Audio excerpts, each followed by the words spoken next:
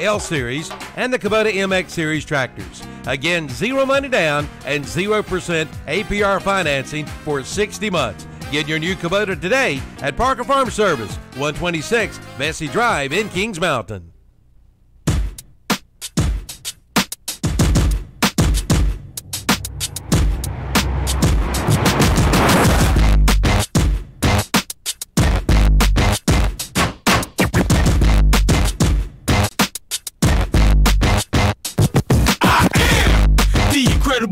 I only do things incredible can, cause I am seed of a chosen breed. You don't see too many like me, cause I am one of the reasons you do what you do when you wanna be me instead of you, cause I am still on beat, showing love to the streets. Come on, you know me, cause that's who I am.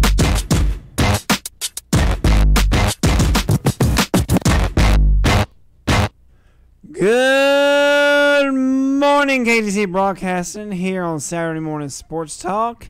Kevin's about to be in there. Terry's in there now.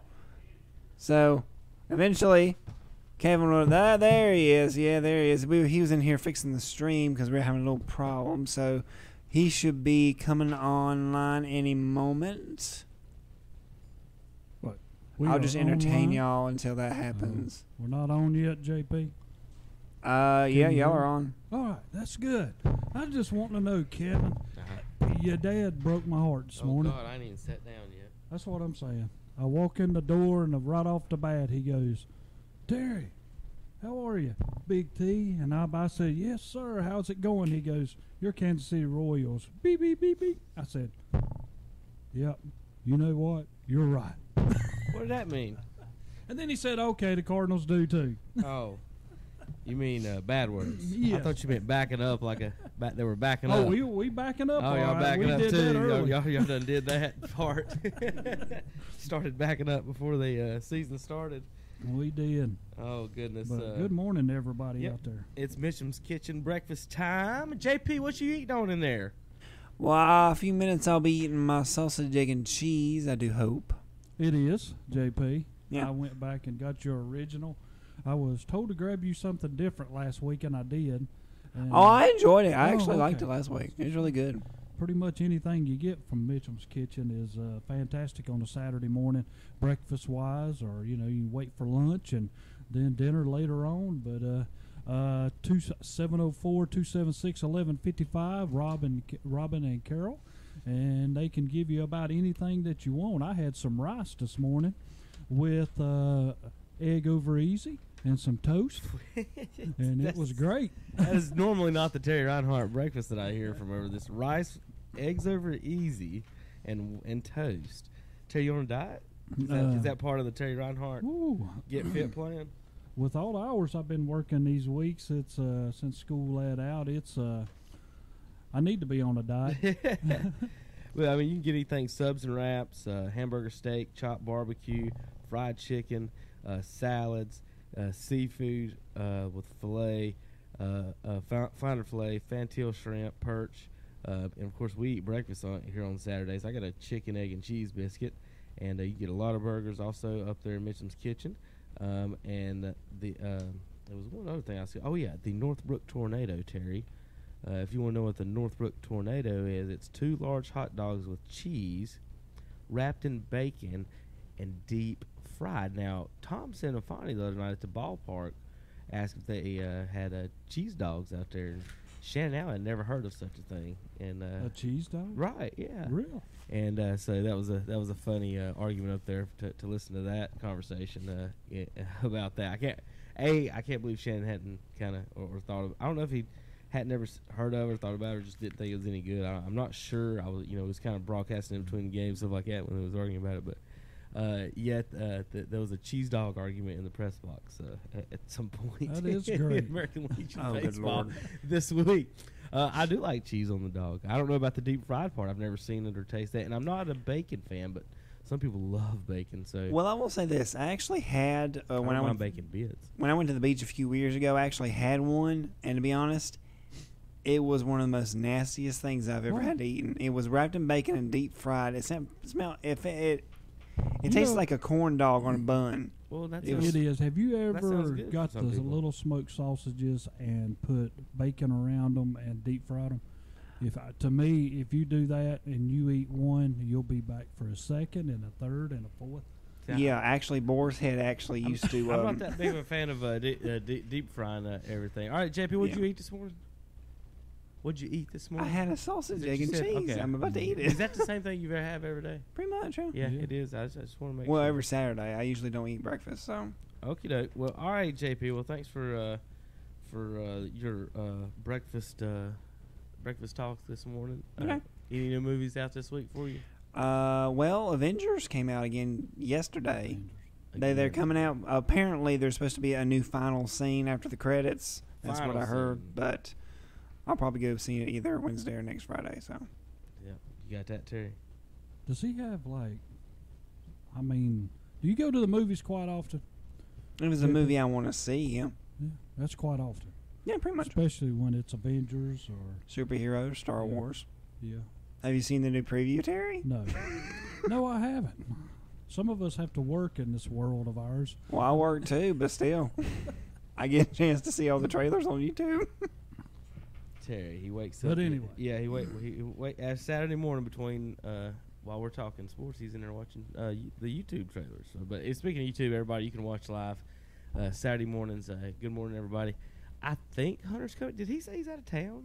Did he say he's out of town? He did, didn't he? Yes, he did. And I totally forgot about that. And I didn't get anybody else to come in. True. He did say Thursday, didn't he? He was leaving. So He'll be gone for a week. 100 10 days or something. Hunter, He if- might be gone next week too. if you're watching, I totally forgot about you, buddy. But you're not here anyway to feel bad about it, so I'm not that concerned with it. But me and Terry will take care of everything this morning. Calvin and the gang is going out to MS Power Sports today. Mm-hmm. Our intern Peyton will be out there helping with Captain Ron and Perk. They've got all kinds of things out there. I'm gonna bring the ad up here just in just a few minutes to talk about some of the things they got going out there. But they got the 4-wheelers, the SUVs, the UTVs, the motorcycles, and more out there. Helmets and fun time out there. They'll have Subway sandwiches today from the Subway in Belmont Day. So for lunch, folks, no hot dogs today for you hot dog fans. Harry Carey. I don't know if he would show up today, Terry. He was a hot dog fan. If they had Subway out there, but anyway, go see Calvin and the gang out there and test drive a 4-wheeler and eat a Subway sandwich. Well, you speaking of Subway, and I'm going to give him a credit this past week. Location in Lincolnton, I ordered one, just a regular veggie.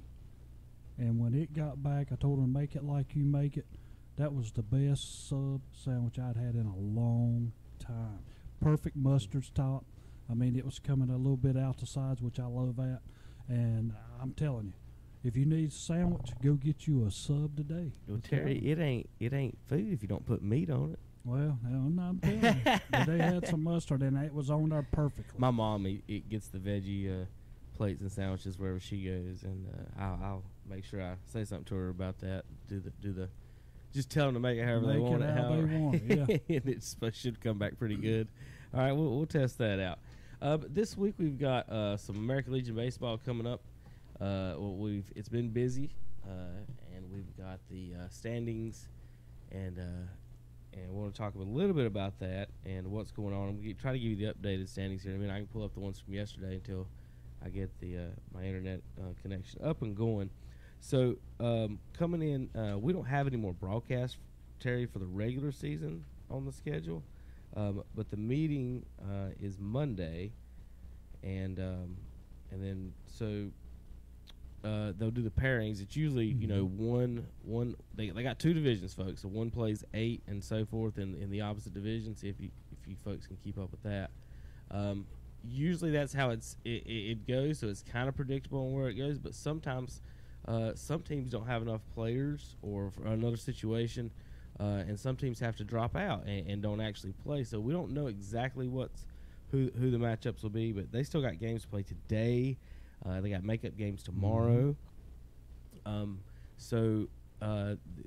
Cherryville is playing Asheville. They got to they got to make up a game, Terry, where they had a pitcher pitch to. Well, I'm told Now, if I'm totally wrong, somebody can call me and let me know. But they threw too many pitches/innings or whatever, and they had a protest over it, and they got to go back and now do the game. And it's 10-6 now in the 6th inning, and I'll give you more details as soon as I pull up the my standings. Now, Richard Walker still sends out some updates to us here at the studios to give us the information, and so we can check it out for you folks and give you the standings and so forth. So let me talk a little bit about this weekend's schedule before we go through the standings. And let me get way down here, Terry. I'm going to have to scroll way down to the end. So, going into today is June 29th. Cherryville against Randolph County was canceled, so they're not playing today. Lincoln County is at Cleveland County. That's a makeup from a past game. And then Maiden is playing at Union County today. Now, that Maiden game and Cleveland County games, Terry, that's going to decide or could decide who's going to make the final spot in the Eastern Division of Area 4.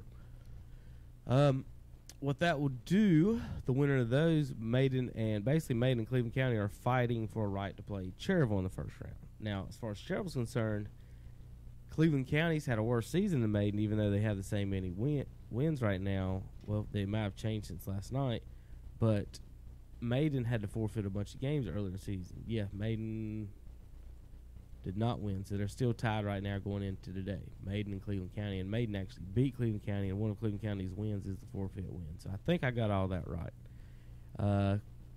Possibly, maybe, and if I didn't, I'm sorry. We can correct it at some point. Now Sunday, Cherryville will be playing Asheville in the protested game that was resumed. I think it's in the 6th inning. 10-6, Cherryville's winning that. Union at Pineville will be Sunday as well, and then Monday the pairings meeting at 6:30. I guess I have an announcement 8ish or 9 about exactly who's playing what. Richard maybe put it out on Twitter or somewhere else. Any other media or teams will put that out that show up. That sets up the dates. The Area 4 playoffs begin Tuesday this week all the way through the 22nd. State tournament will be here in Cherryville, the 26th to the 30th. The regional in Asheboro, August 7th to 11th, and the Legion World Series will be at Shelby the 15th through the 20th. Now, Terry, that means you don't have to leave the western part of almost pretty much the western part of North Carolina. I'll go all the way to the World Series here this season. Yeah, you can watch everything around this area, and I think as far as fans-wise, and we're a good location for Legion baseball. This is a hotbed. Yes, it is. So, hey, if you're a real true baseball fan, this is your chance to see everything from the state to the regional all the way to the World Series just in our location. Yeah, baseball fans in general. I was talking to someone the other day that want to take their kid out to a game. Is asking for some recommendations, and I was like, take them to American Legion baseball game. They'll get to see some really good baseball, and they'll get to get up close as they want, and a good. It ain't going to be too expensive. Take them out, eat a hot dog, and have a good time. With that said, folks, we're also today, Terry, I got a special for you. We got 4 Gaston Grizzlies tickets versus the Asheboro Copperheads, who play at the stadium where we have the regional tournament that has the AstroTurf infield. So if it rains, they just squeeze the Joker off. Now they don't care about the outfielders; they got to play in waders or whatever. But the infielders don't have a problem getting the game going because of the mud or anything like that. So unless it's a pool out there and they got to actually sit in a raft that they usually play, it'll rain or shine as long as there's no lightning out there in the regionals, and that's fun to check out watching them just clear that off. I guess if you've been over here at Gardner Webb, you'll know that. But the Grizzlies versus the Copperheads tonight, we're going to have some tickets to give away. I got 4 tickets to give away today, and we're going to have some trivia up in here in just a few moments. Me and Terry got to figure out exactly what we want to ask. We usually stump everybody a lot of times, so we got to make sure it's easy for you folks out there. I guess we're just too smart, Terry. Is that what it is? Y'all might. That's the only thing I can figure out. I just jump in the scale. All right, folks. So let me get up to the standings before we take our first break. So in the East, Mint Hill is in first, 13-3. Gaston Brace, I guess some of these are finished 16. Let's go 16 games. I think is the total number of games we got, Terry. So if I got 16, that they finished the season, I think. So 13-3 is Mint Hill. The Braves at 11-5. Gaston Post 23 is in third right now at 10-6. Union County's got a chance. They've got 2 games left. Yeah, they do. They could jump up into a tie for second if they win their last 2 games today and tomorrow. Lincoln County's got 1 game left at 9-6 right now, so they're sitting in the 5 spot. The best they could probably get, looking at it, the best they could get is a tie for third. So right now they're in the 5 spot, though. So 3, 4, 5, thinking that for Lincoln County. In fact, though, if they lost and Pineville won, they could end up in a 6. So somewhere in the 3-6 range for Lincoln County, depending on what they do. They've got 1 game left. Union County's got 2 games left, and that's going to be the key in that division on where everybody finishes. But Mint Hill's going to get the 1 seed on a tie. Yeah. If he's more than 2 teams, I mean, you know. Terry, this is American Legion Baseball. I know. Every series, every game, every tournament has different it does. rules of interpretation / what we're going. I showed up a couple years back at a state tournament on the second day, not the first day, the second day, and they had changed the seeds and changed the times of teams playing. Now, how that happens, I have no idea. No, this team's now the 3 seed. What? What do we do yesterday? So I'm saying some tournaments are not run that well, depending on where you're at, that we've been to. But this year's, I think, we're going to have no problems because it's going to be at Cherryville, Ashboro, and Shelby here in the World Series. So I'm expecting a very smooth playoff run series. Now that we are in the hotbed of American Legion Baseball, Terry, these folks know how to run. The Cherryville series, I think that's a great place to watch a baseball game up there in the stands. And I'm sure they're going to have some more things to see and do there during the state tournament. All the way down the first baseline, you can see about anything down through there, and it's a fun part to watch as far as tournament ball because it's a home run park. It's a short porch. We'll talk about Boston and the Yankees here later today, but fans like to see home runs, and some of the best times watching American Legion Baseball just back in the day, they hit some home runs back in the day when they had these had some little bit better bats than they do. But I think the bats are getting better than I think they were a little bit worse at a point about 5 or 6 years ago. But I think they're getting in a better point with the bats now. I saw one kid hit one 400 feet the other night that I had no problem with whatever the bat was made out of. And I got to tell you a funny story about that. As soon as we finish up this division, I'll finish up this Legion with that little I got an umpire story there for you, Terry. Cherryville Post 100, 11-2. They're in the 1 seed right now with Asheville. But they got to finish that game, and that's the only thing that they got to do there is finish that up with them. So they're up 10-6 in the 6. So anything can happen. I guess Asheville could end up with the 1 seed. So 1 and 2, they're still battling for that. But in fact, Asheville's got 3 games left in 2 days. So if they lose all 3, or even 2 out of the 3, Rutherford County could actually jump up into the 2 spot with a win.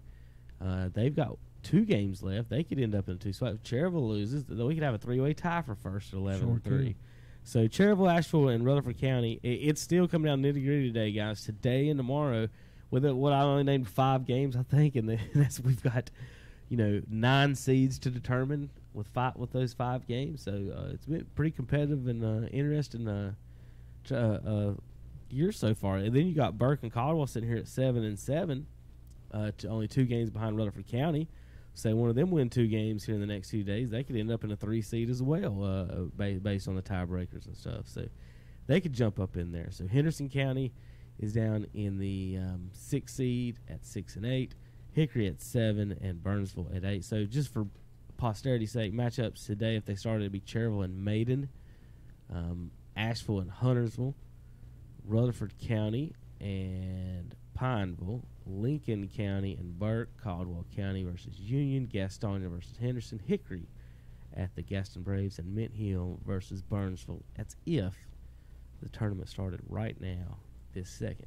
So, even the team that had the losses for having an ineligible player, I mean, they put themselves, we spoke of that last week. You even mentioned that if they win a couple games, they can be right back in this thing, and it's come down to that again. Well, does for Cherryville's sake, they're actually getting a maiden team that's probably got 7, 8, 9 wins. I don't know exactly how many they gave up myself, but Terry, that's not really an 8 seed that they would be playing. So that's true. So they might have a little trouble there in the first round more than they normally would against a team that might be a regular 2-12, because that 2-13 record isn't exactly their record. Now, what if that team turned around, Terry, ran the table when we got to the World Series with 2-13 yeah, losses? Think of that. Yeah, I mean, it could happen. I mean, I'm not saying it cannot, but I would hate to know that. Sometimes you take things and your players are motivated by it, and after all this happened, I mean, you don't know what kind of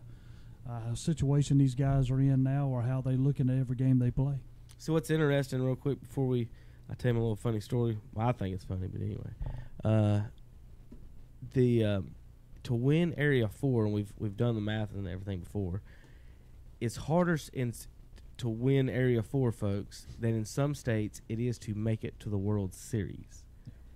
Some states don't have 8 teams, 9 teams. We've got 17 teams in Area 4. So there's 4 areas. So you can do some math on that. So it's tough just to get out of Area 4, and then you've got to win a state tournament, and then a regional tournament, and then, like I said, some of these teams, depending on whether, I think one of the New Jersey teams, like they it's so they play less games to make it to the World Series than you do to win the state of North Carolina, and it's just it's tough here in North Carolina. So many teams to do it. They probably in those states who probably don't have a regional. Right. Or anything. I don't know. They might go straight on to their state tournament, and that's the teams they play. Yep. Well, if you only got 8 teams in the state, you kind of got to start there. It is a state 1 versus 8. I mean, and then it's kind of strange because what if that's a team who, it's probably couldn't get out of the second round in Area 4. Yeah, that's what I'm saying. You don't know. You have no clue. That's right. You don't. So during the game the other night, let's say someone in the press box thought it was a questionable call at first. I'll say this. All the other calls the whole night were great, even the bangers and everything. But I think they may have missed one. I want to say I know they missed one. Tom disagreed with me, Mr. Umpire. He said bangers are close. I was like, Tom, that's not close.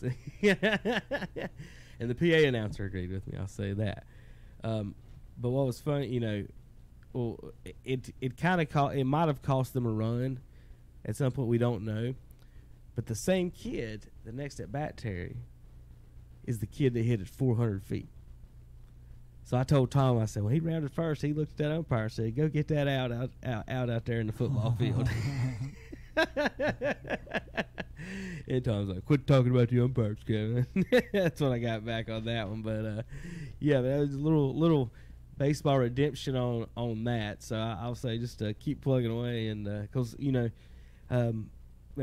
thinking about that, you hit one good, sometimes you get on, sometimes you don't. Law of averages in baseball. So, for example, kids, he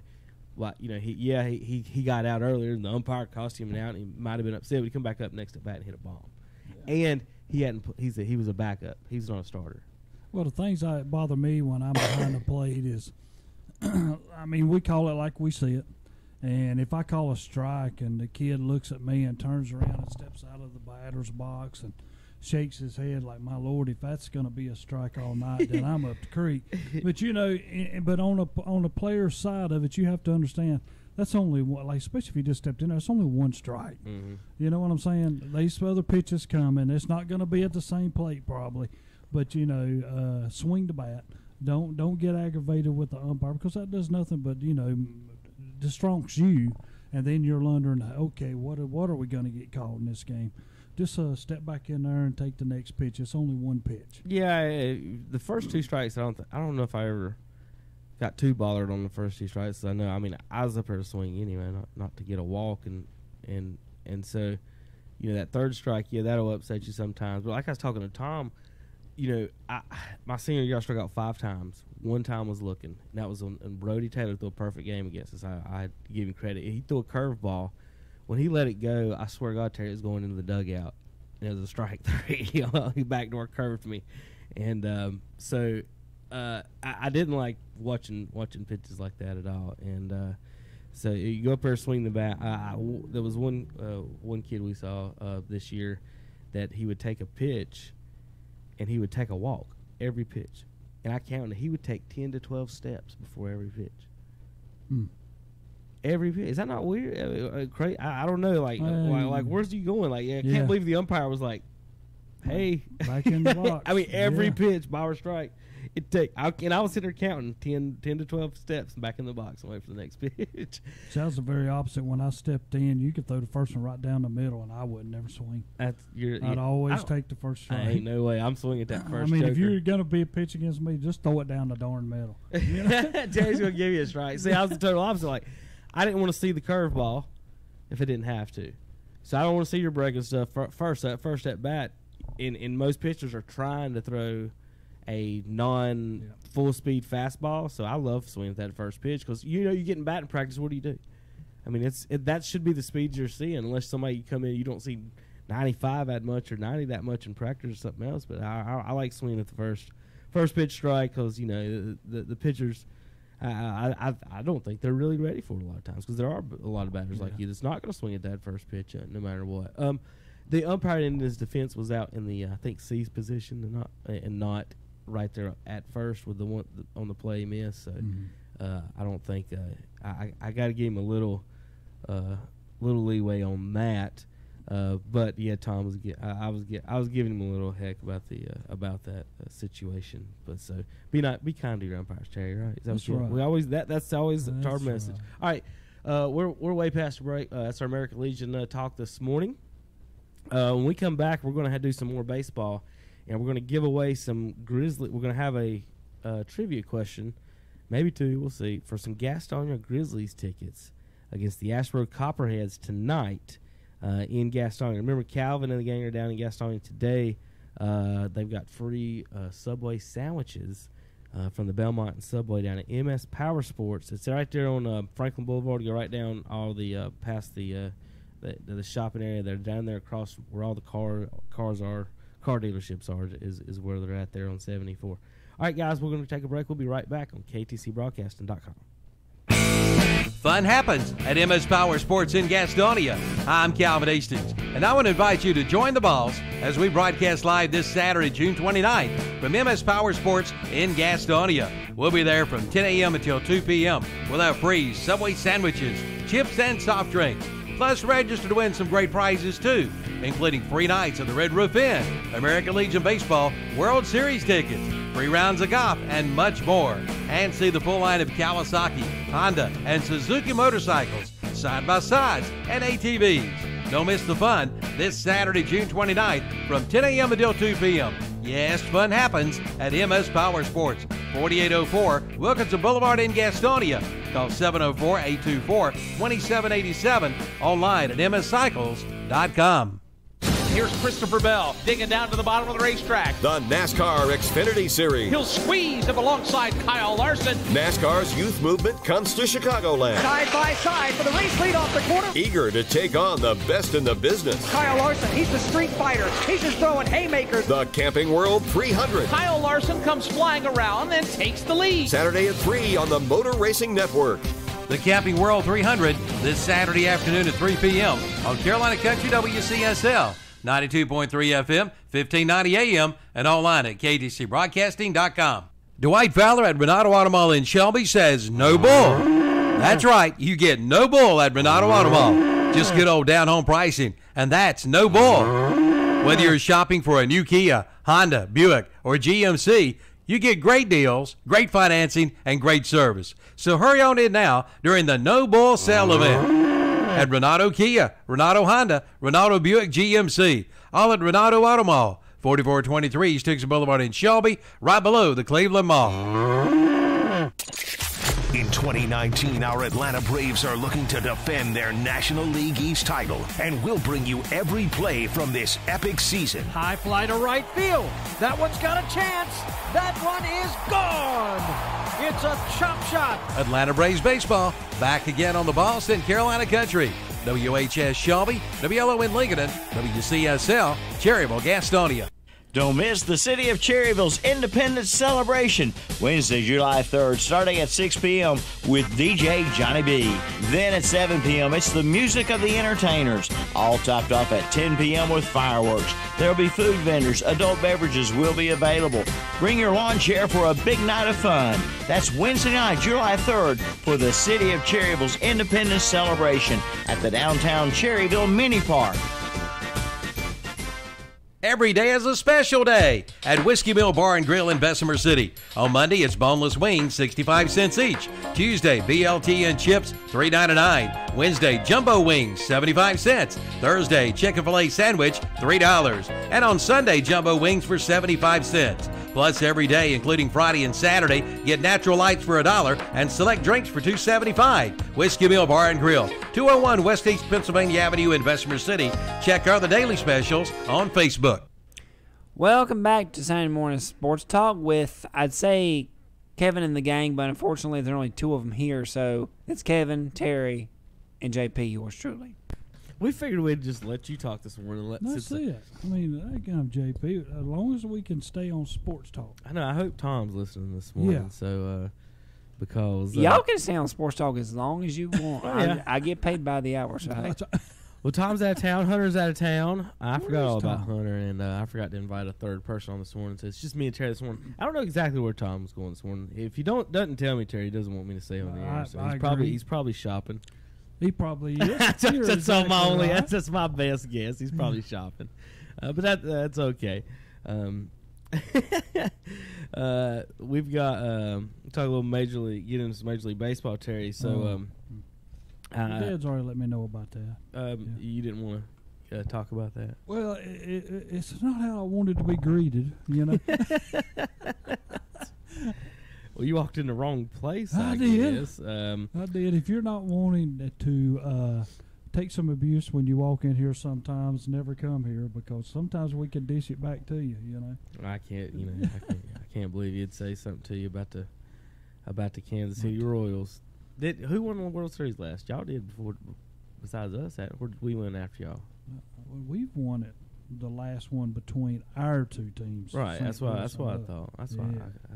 That's what I was trying. What have you done to me lately? Is that it? Yeah. Well, lately the Cards have been, the Cards have been happy that the rest of the division. I don't know if to call them good, mediocre, all bad, what, because. Let's see. 3 of the 4 are above 500, and the other 2 are 2 games and 5 games below, not that far behind it. So the Cardinals started the season off 20-10. Since then, they've went 20-30, and they're 3 games out of first. That's what I'm saying. I mean, even 20-30, and you're 3 games out of first. Yeah, as bad as you've played, you're still in it. I mean, when you look at it, you say I'm only 3 games back, and really in the loss column, you're only 2.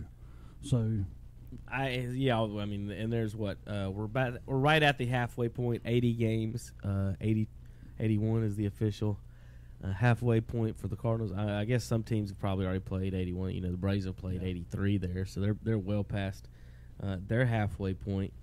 And that's where you usually take stock in the season, Terry. And I'm trying to find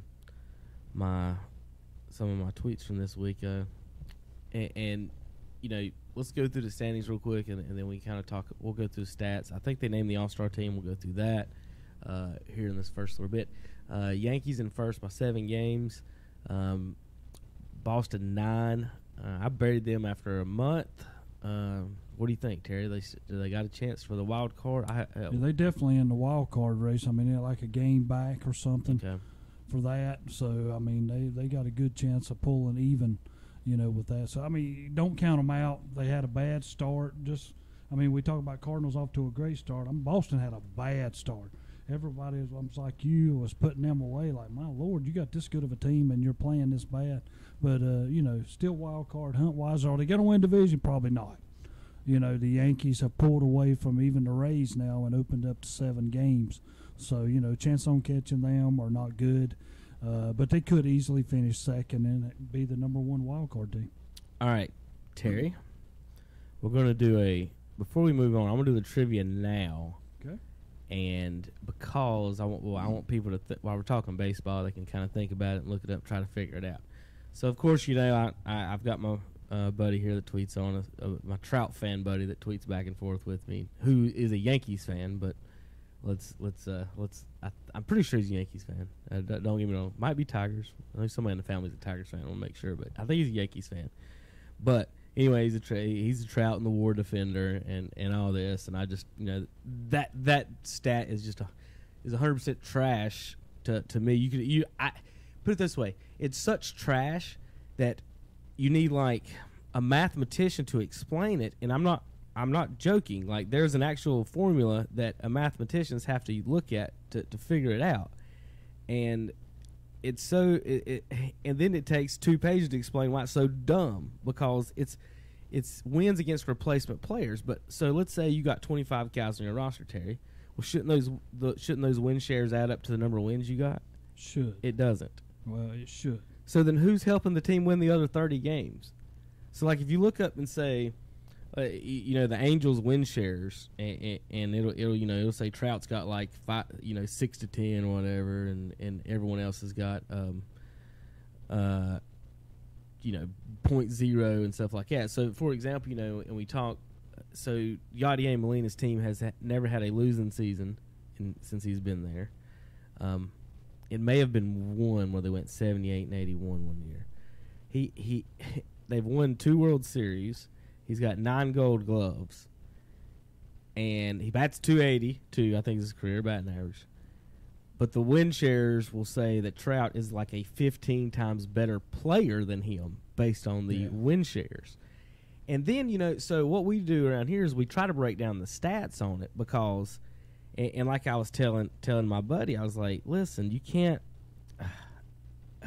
If you, at the end in my stat book at the end of the game, I don't put win shares down anywhere. And so, looking at that, like, you can't. If walks are so valuable, that more than valuable than like a sac fly, like, how is that more valuable than a sac fly? If a guy's on third and you walk that because you got on base, the way it works out, you get more points and everything. And then center fielders are valued more than catchers, and I don't see, based on all my playing of baseball, I've played catcher, shortstop, center, pitcher. Center field of those 4, I will say, is the most relaxing, fun to play. I love chasing balls down and diving. Shortstop's the most, I think, the most stressful, because you have to throw. You don't ever realize how quick you have to catch it perfectly and throw it so quick. People think, because the shortstops a lot of times will make it look easy. Well, that's because the player running out first, if it made it easy, probably started jogging and gave up. Because anyone who tries to get down to first on a ball to short, it's close play almost every time. And you got to be able to catch it left, right, backhand, hoppers, everything. The shortstops, to me, is the best defender / player on the field, and the best baseball player on the field is usually your catcher. I mean, he can do most of the times they can hit, throw, do everything. And they know, Terry, they're with the pitcher. That's the thing. Yadier Molina back there calling pitches. You can't tell me that don't affect more games and more win shares than Trout sitting in center field picking his nose. And let's talk in his defense as far as that goes. And they make the point, well, it's for all outfielders. But he's a center fielder. So he's already better than the right fielders and left fielders, right? According to that. So you've already narrowed it down to the 15. So in his career, not once has he been thought of as the best 3 center fielders in the American League. When we started this year, and I walked in here, and all of a sudden, before the season had ever started, Perez was out, Kansas City's catcher. Mm-hmm. I said right then, this is going to be a long year. because you got to have your team leader, and to me, the catcher is the team leader. He's the guy who, besides the pitcher, is going to see the ball more than anybody that's on the field out there, in the game. So I knew then that we were in trouble. And when people try to scale, I mean, that's like saying a pitcher and all the money that he makes against a catcher. Well, my catcher's going to be out there every day.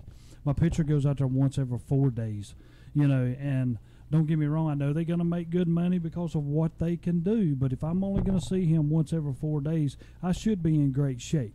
But as far as the rest of the positions, I'm like you. I think when I start picking them and I have to pick which position means more to me, it's the catching position, because that guy's usually my team leader. He's the one really, sometimes like you're talking about Molina, he's the one really calling all the pitches that's going on in the game. So, I mean, you got to have him above every other player in baseball-wise. Now, that's how I put it, baseball-wise, than any player out there. I'm trying to bring up the WAR stats for the Angels. Kind of some point I was going to try to make. But anyway, one other thing you was talking about, shortstops, and shortstop's a hard position to play. I have played with guys who can play shortstop and have a cannon. They can go in a hole and almost read the writing on the ball before they let it go to first. But I've also played with shortstops who do not have that great of an arm, but the ball's out of their hand so quick it still beats the runner to first base. Right. And to me, one of the best ones I ever played with is a young man, and I'll even mention his name, Harold Kester. He was not the fastest to any ball, but any ball that was in a hole, he got rid of it quick, and he outthrew every player going to first base. And I always said if I had a guy to play shortstop for me, it was always going to be him, because he was 110% out of everything that went through. I tell you, my arm wasn't I didn't have a rocket arm to throw people out in the hole, but I could do the old Jeter backhand and jump, get rid of it as quick as you can. I had really good fast hands and good feet around the bag, so jump around the bags, jump over players, from football and basketball, that the footwork and that's when people talk about other sports, and these coaches, they want to talk about playing other sports. The footwork in basketball helps so much at shortstop. It's insane, and also in football, playing quarterback. And this is one thing that people will never know, never talk about. Terry, real quick before, I know we're in baseball. Talk about the footwork quarterbacks have to do just in handing a ball off, let's say a 32 crossbuck. I mean, just a basic handoff. Like, real quick, talk a little bit about that. Well, I mean, when you're doing it, think about it. He's got to get the snap. Then he's got to turn around. He's got to find his running back. He's got to feed him in the right spot. Because his running back's just basically coming through there with his hands up, like stick it here. Right. But it's all timed. It's supposed to be timed exactly right. So, people, if you look at the old Bernie Kosar videos, he didn't have quick feet, so he always started with a foot back. Yep. And maybe he didn't want to get his foot caught on the center, too. Sometimes you got a center that steps backwards. That happens sometimes. I've been stepped on so many times. I'm saying. And that's one thing I don't like about the high school and college rules, that the whole knee down, you're down rule, because you can trip over your own foot and it's over. And I'm like, that's not fair. This dumb line in front of me. I just want to yell at Dodo stepped in front of me. I was trying to pull up that the WAR numbers for the Angels to give you a couple examples, but that's inconsequential. Let me get to the trivia, Terry. How about this? All right. Sorry, Casey. I know somebody. There's somebody I like that likes the Tigers somewhere. He is a Yankees fan. I thought I was 99% unsure on that. Yankees are in first.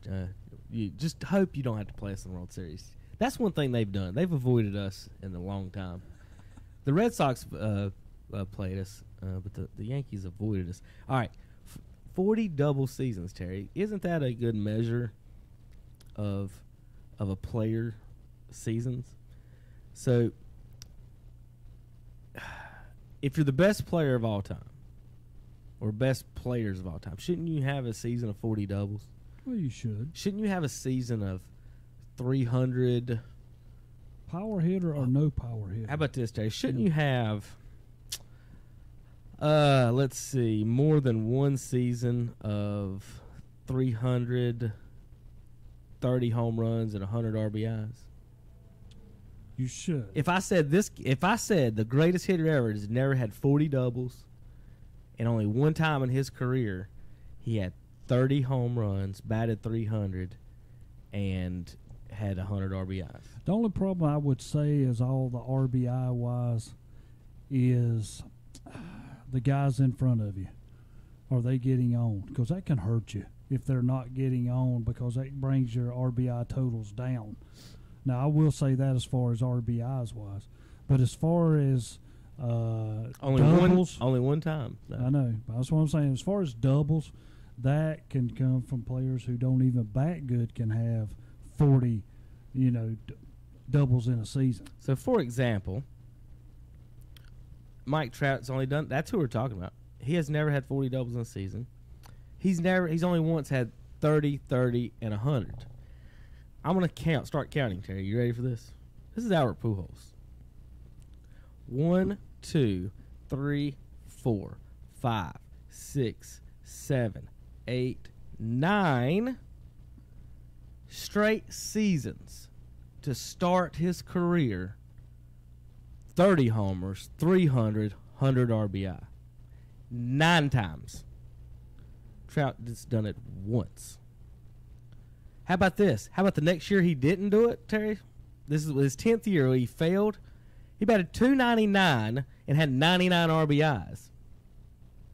One more RBI and hit. That's a 10th year in a row.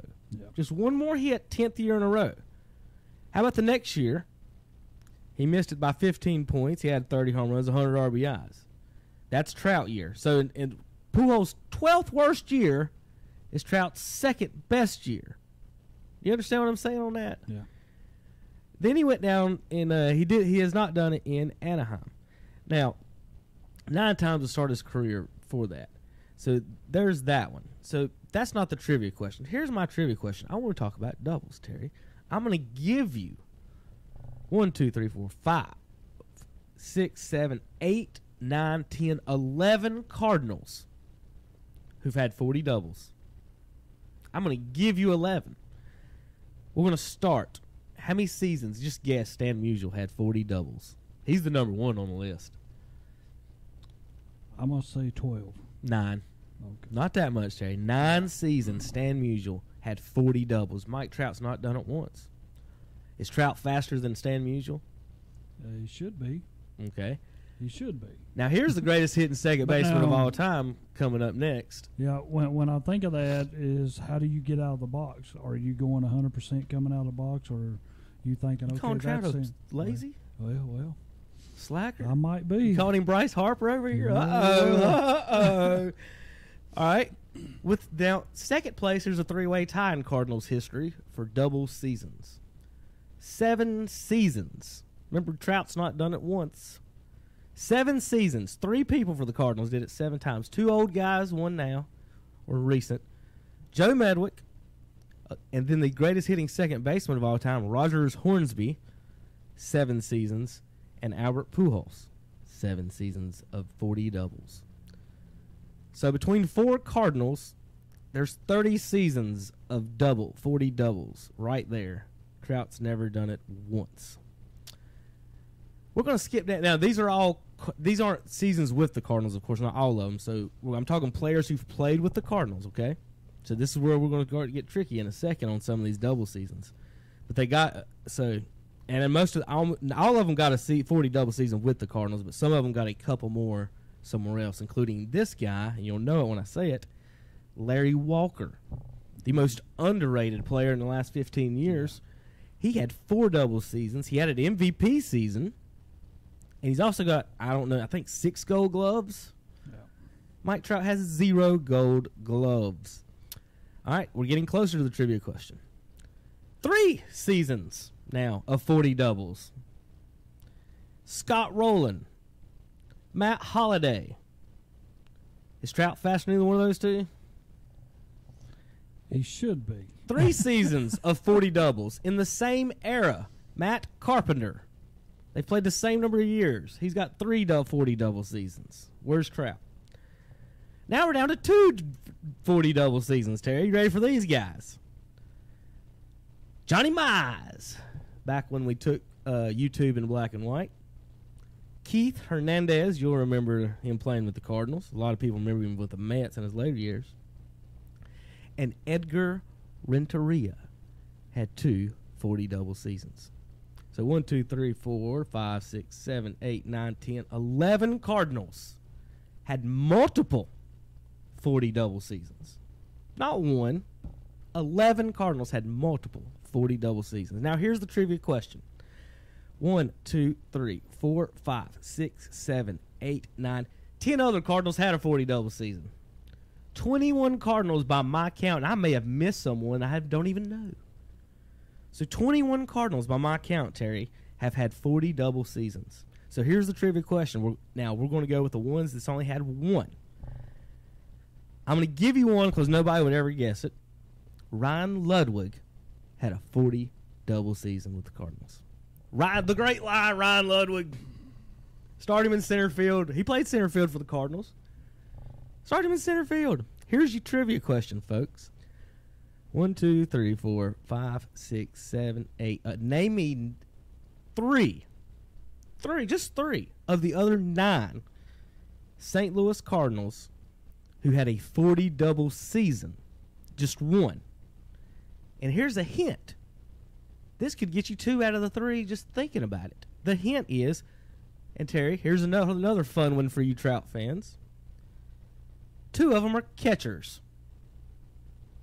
The Cardinals have had 2 catchers with 40 double seasons. And I'll give you another hint. One of the other 9 has 13 gold gloves. 40 double seasons, 2 catchers for the Cardinals. So all you got to do is name me 3 of the 9 Cardinals. Not Stan Musial, not Rogers Hornsby, not Albert Pujols, not Joe Medwick, not Larry Walker, not Matt Carpenter, not Scott Rowland, not Holiday, not Renteria, not Hernandez, not Mize. I've got 10 other Cardinals you can name me that had one 40 double season, and Mike Trout's not had any. Here's the positions, another hint. Shortstop had a 40 double season. First base, center field, left field, outfield, infield and outfield, outfielder, and 2 catchers. Okay, so what do you think about that? All you gotta do The is greatest name 30. hitter of all time doesn't have a 40 double season, only won 30, 100 RBIs, and I just named 21 Cardinals. How many teams are in baseball? I named 21 Cardinals. Oh, no. 30. Now, I'm going to say this. Looking at Trout this year, he may be having his best season ever, hitting-wise, and I'll give him credit for that. So there's you go. I'll pat him on the back. He's a good player. But, folks, there's a difference between Albert Pujols and Jim Edmonds, don't you think? Yes. Okay. I made the point. Trout's more in Edmonds land than he is Pujols land. Terry, here's the stats. Trout, he's batted 35 more times than Jim Edmonds. Okay, so that's Jim Edmonds in Cardinals. I ain't even talking Angels. So, comparatively speaking, I want to say this: Trout has hit better than Edmonds, but slightly better. It's not even close in Pujols land. Edmonds 285, Trout 304. 690 runs for Edmonds, Trout 854 runs. Now they do 2 different things. Trout walks. Edmonds got up here to swing the bat, which I will say this.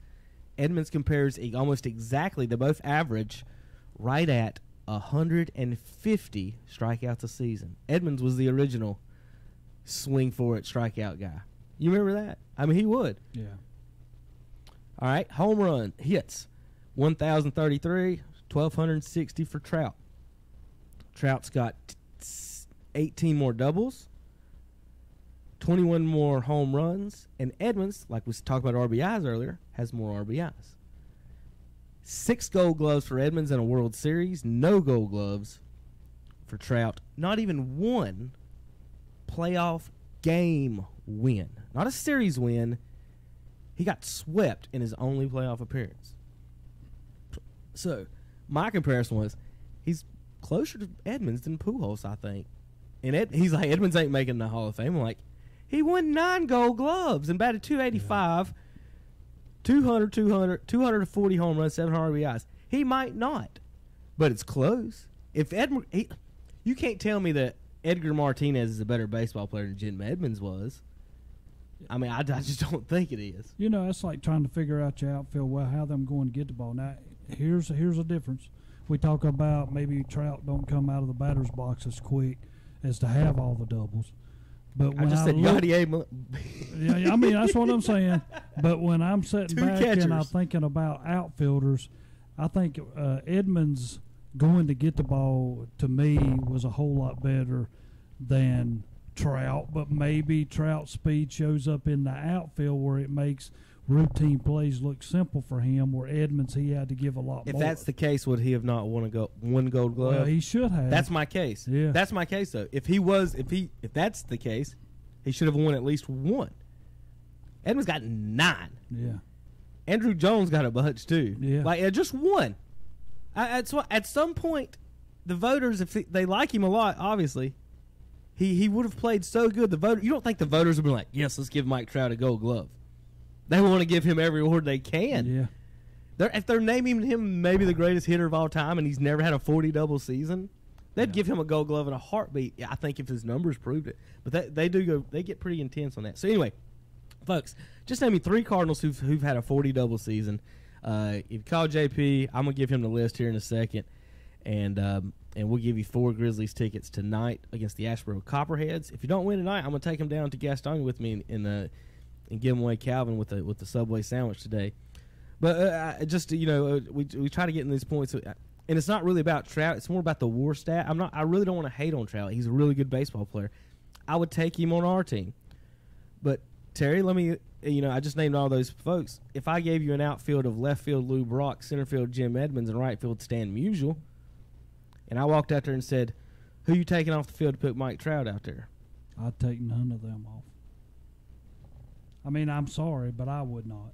And you're not a Cardinals fan. No. I'm just the reason I'm using the Cardinals for example is just because I know them better and I can kind of get more detailed with them about them, and that's But that's it might really why be the years them. that they spend and what I know they can do. There's the difference in Trout. I mean, don't get me wrong, he's played for a while now, but I'd not take any of them other ones off. Just stick him in. And then you can make an argument. You're talking Cardinals. If when you're arguing about that, you could make a case. Some people would that you could put the 1985 MVP in center field instead of Edmonds at Willie McGee.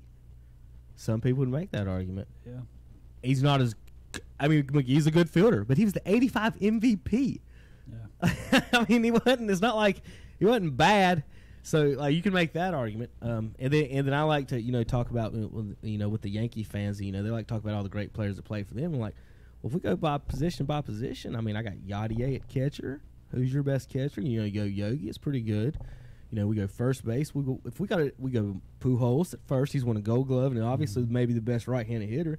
Scott Rowland at third, maybe one of the best defensive third basemen we've ever seen. Ozzie at shortstop. You're not getting anything by that side of the infield. Second baseman Hornsby, best hitter, second baseman hitter of all time. So your infield is Pujols, Hornsby, Ozzie Smith, and Scott Rowland. Outfield Lou Brock, Edmonds, and Stan Musial. And your DH, by the way, Mark McGwire, who can hit with Babe Ruth. So, we can talk Cardinals on that too. But I might be just going too deep, but not one deep. Anyway, do what? They might be that you're going too deep, but not one. What do you deep. mean by that? Like if the they Yankees say, going too deep. Yeah, that's true. Like then you get into Larry Walker. He's so underrated. He's getting these Hall of Fame. Always a good these hitter. Hall of Fame voters. Yeah. I mean, for Edgar to get 84 and he got like 50 something, and he's an MVP. Yeah. And I mean, it's not like I don't like him because he came to Cardinals. He didn't really do much for us. I don't even know if he ended up won that. Oh goodness. But one of the responses on Twitter, Terry, was and this is why they always say he's led the league in on base percentage. Oh my goodness. Do we need to give him a participation award? Like I said, Terry, Casey, which is better? A sac fly to right or a walk to first with a man on third? Which is better? A ground ball to second hit so hard he can't catch it and boots it with a man on third or a walk. Because you don't get that on base for it. They get that on the ARD. Well, you guys get on base period, but you don't get the batting average hit. But sack flies, which is better. So the on base thing, I know if you sack fly it don't count. We get into details about that, but we can argue about it all day. The walks thing, it's the WAR is a flawed stat. I think they got to make the adjustment on that. I mean, on-base percentage is good, is okay, but it's just JP's got to call. JP, if you'll hold on, I'll come in. We got to take a break, and we'll be right back anyway. Fun talk. I like Mike Trout. Good ball player, but he's not one of the GOATs, so we got to be careful on that. All right, we'll be back. KTCBroadcasting.com. Country Countdown USA. I'm Lon Helton, inviting you to join me as I count down the week's top 30 with Garth Brooks, who's hanging out in a dive bar with Blake Shelton. He shows up for the session, work boots, Wranglers, with a hoodie and a ball cap. And the engineer looks at me and goes, "Did you guys coordinate for you?" That's Garth Brooks this week on Country Countdown USA. Country Countdown USA with Lon Helton. Wednesday afternoons at 1 o'clock on Carolina Country WCSL. 92.3 FM, 1590 AM, and online at ktcbroadcasting.com. On July 6th, gather your family and friends for summer's biggest celebration, the Coke Zero Sugar 400 at Daytona. Experience a weekend of excitement with racing under the lights and celebrate Independence Day with patriotic tributes and the region's largest fireworks display over the infield at Daytona. The Coke Zero Sugar 400 will be a celebration to remember. Adult tickets start at $49, kids $20. Lock in your seats at 1-800-PIT-SHOP or DaytonaInternationalSpeedway.com. Stay tuned to the in Carolina Country for a chance to win free ticket. Dwight Fowler at Renato Automall in Shelby says no bull. That's right, you get no bull at Renato Automall. Just good old down-home pricing, and that's no bull. Whether you're shopping for a new Kia, Honda, Buick, or GMC, you get great deals, great financing, and great service. So hurry on in now during the No Bull Sale event at Renato Kia, Renato Honda, Renato Buick GMC, all at Renato Automall. 4423 East Dixon Boulevard in Shelby, right below the Cleveland Mall.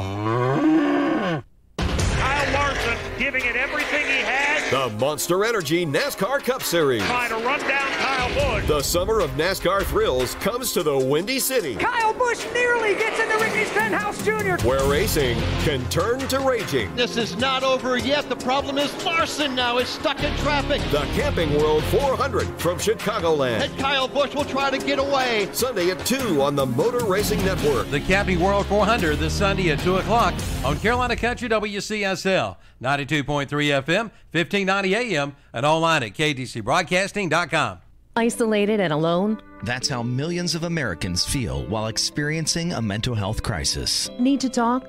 Our providers love to listen. Call us now at 1-888-235-HOPE. That's 1-888-235-4673. Partners, improving lives and strengthening communities in North Carolina. 1-888-235-HOPE. 235-4673. This is Evangelist Kim Earwood with Jesus Until the Whole World Hears Radio Ministry. Join us each Sunday morning from 8 to 8:30 a.m. for worship and the Word of God on 1390 and 1590 a.m., 101.5 FM, and ktcbroadcasting.com and live on Facebook. Also, be sure and stay tuned from 8:30 to 9 o'clock on 1390 a.m., 101.5 FM, ktcbroadcasting.com, and live on Facebook for half hour of praise and worship with Jesus until the whole world hears. Country Gold with Terry Clark. I'm Terry Clark, inviting you to join me for Country Gold, where we play all of your favorites from the 80s and 90s. My guest this week will be Jody Messina. She's back after a bout with cancer, and we'll talk about her being a survivor. She just played CMA Fest in Nashville, and we'll talk all about how it's changed from fanfare in the 90s. That's Jody Messina with me on Country Gold with Terry Clark. Country Gold with Terry Clark, Thursday afternoons at 1 o'clock on Carolina Country WCSL. 92.3 FM, 1590 AM, and online at ktcbroadcasting.com. Here's Christopher Bell digging down to the bottom of the racetrack. The NASCAR Xfinity Series. He'll squeeze up alongside Kyle Larson. NASCAR's youth movement comes to Chicagoland. Side by side for the race lead off the corner. Eager to take on the best in the business. Kyle Larson, he's the street fighter. He's just throwing haymakers. The Camping World 300. Kyle Larson comes flying around and takes the lead. Saturday at 3 on the Motor Racing Network. The Camping World 300 this Saturday afternoon at 3 p.m. on Carolina Country WCSL. 92.3 FM, 1590 AM, and online at ktcbroadcasting.com. When you shop our local advertisers, be sure to tell them you heard it on the radio. That way they'll know that their radio dollars they spend works for them and you too. Even in today's fast-moving world, radio remains the leading media to reach more people. 93% of Americans listen to AM/FM radio over the air. TV viewership is 89%, smartphone use is 83%, and personal computer use is 50%. So if you're a business owner, reach more people with the power of radio. If you don't tell it, you can't sell it. See the power of radio. WHS Shelby, WLON Lincolnton, WCSL Cherryville. Online at ktcbroadcasting.com. With a roster full of young superstars, the sky's the limit for the 2019 Atlanta Braves, and we'll bring you every huge moment. Acuna running out of room on the warning track, leaping, made the catch. What a play by Acuna. Atlanta Braves baseball, back again on the Boston, Carolina country. WHS Shelby, WLON Lincolnton, WCSL, Cherryville, Gastonia. Is the cost of ink driving your profits down? Then listen up. Discount Ink Jet and Toner is here to help. Discount Ink Jet and Toner specializes in refilling ink jet and toner cartridges. Cut your ink costs by as much as 50% or more. Discount Ink Jet and Toner, located on 410 East Franklin Boulevard in Gastonia. 100% satisfaction guaranteed. For the latest from the world of golf, tune in every Wednesday morning from 11 to 12 for the Golf Shop Radio Show. Hosts Mark Greenhelge and Matt Blanchard talk golf from tee to green and everything in between. If you like golf, you're going to love Golf Shop Radio. Before you tee up, drop on in. Welcome to the Golf Shop. Golf Shop Radio, Wednesday mornings at 11 o'clock on Carolina Country WCSL, 92.3 FM, 1590 AM. Online at ktcbroadcasting.com. Brought to you by Fred Caldwell Chevrolet in Clover, South Carolina. And welcome back to Saturday Morning Sports Talk with Kevin and Terry and JP. Terry and Kevin. JP. I don't know what to do about someone who refers to themselves as initials too. He just announced himself. I'm JP. He's so cool. He doesn't even need a name. Is that right? Yeah. Are you Jay Peterman? Oh, okay. I like that. A short answer to that. I mean, I got 25 nicknames I can choose from. Do you know who Jay Peterman is? Say again? It's Jay Peterman. Yeah, I've heard of him. No. It's from Seinfeld. That's never mind. Yeah. Must Peterman. They don't have capes. And Seinfeld's a Superman fan though. That's his favorite Marvel character is Superman. What would be your superpower? That's Terry? just wrong on so many levels, Kevin. If you could have a superpower, what would it be, Terry? I'd want to be Inspector Gadget. That's not even a superpower. That's a character. I don't care. I wouldn't want to be Inspector Gadget. If I got to have superpowers and I could do whatever I want to, Inspector Gadget can do anything. I was not. So more or less. I was not expecting. I wish somebody else was sitting here just so they could talk to Terry about this right now. I'm trying not to laugh. So more or less, he wants to be a technopath, a man who can control technology with his mind. Inspector Gadget. No, what he wants is Go-Go Gadget arms is what he wants. It ain't got nothing to do with any of the other things. He wants to sit on the couch and, wait a minute, I need a beer. A Go-Go Gadget arms. Go-Go. All right, I wasn't expecting that. All right, we'll go real quick down the standings. Braves in first place. Braves in first. Yeah. 5.5 games over the Phillies. Phillies 4 games over 500. Nationals 1 game over 500. Is this division just not any good, Terry? Well, I don't know about the division, but I'm thankful for the Phillies that they finally caught the Nationals and pulled ahead of them. Yep. Yeah, since you gave up all that money to get a player. Well, Braves 15 games over 500. Running pretty good right now, humming along. They got the number 2 record in the National League behind the LA Dodgers, who are 28 games over 500, 56 and 28. They've played 84 games, on pace for over 100 wins. Braves are not on pace for over 100 wins. They're very close, but they played 83 games as well.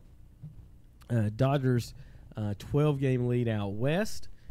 13 over the Rockies, 13 over the Padres. I think the wild card race is going to be is going to be the things to watch, Terry. The NL Central, we have a race, and that's about it. Unless the Rangers, they're 4.5 out. They can make a little run maybe at the Astros, but right now, Phillies 5.5. There's nothing close. Put it this way. Phillies 5.5 in second place. Rangers 4.5 in second place. Are the two closest races in baseball besides the Central, who last place is only 5.5 out. Like, so the National League Central has 5 teams within 5.5. Only one other division of baseball has 2 teams within 5.5. So a lot of competition there in the Central. And Terry, we talk and laugh at all the time. These poor Cincinnati Reds, folks, they got a plus 43 run differential. The Braves, by comparison, have a plus 49.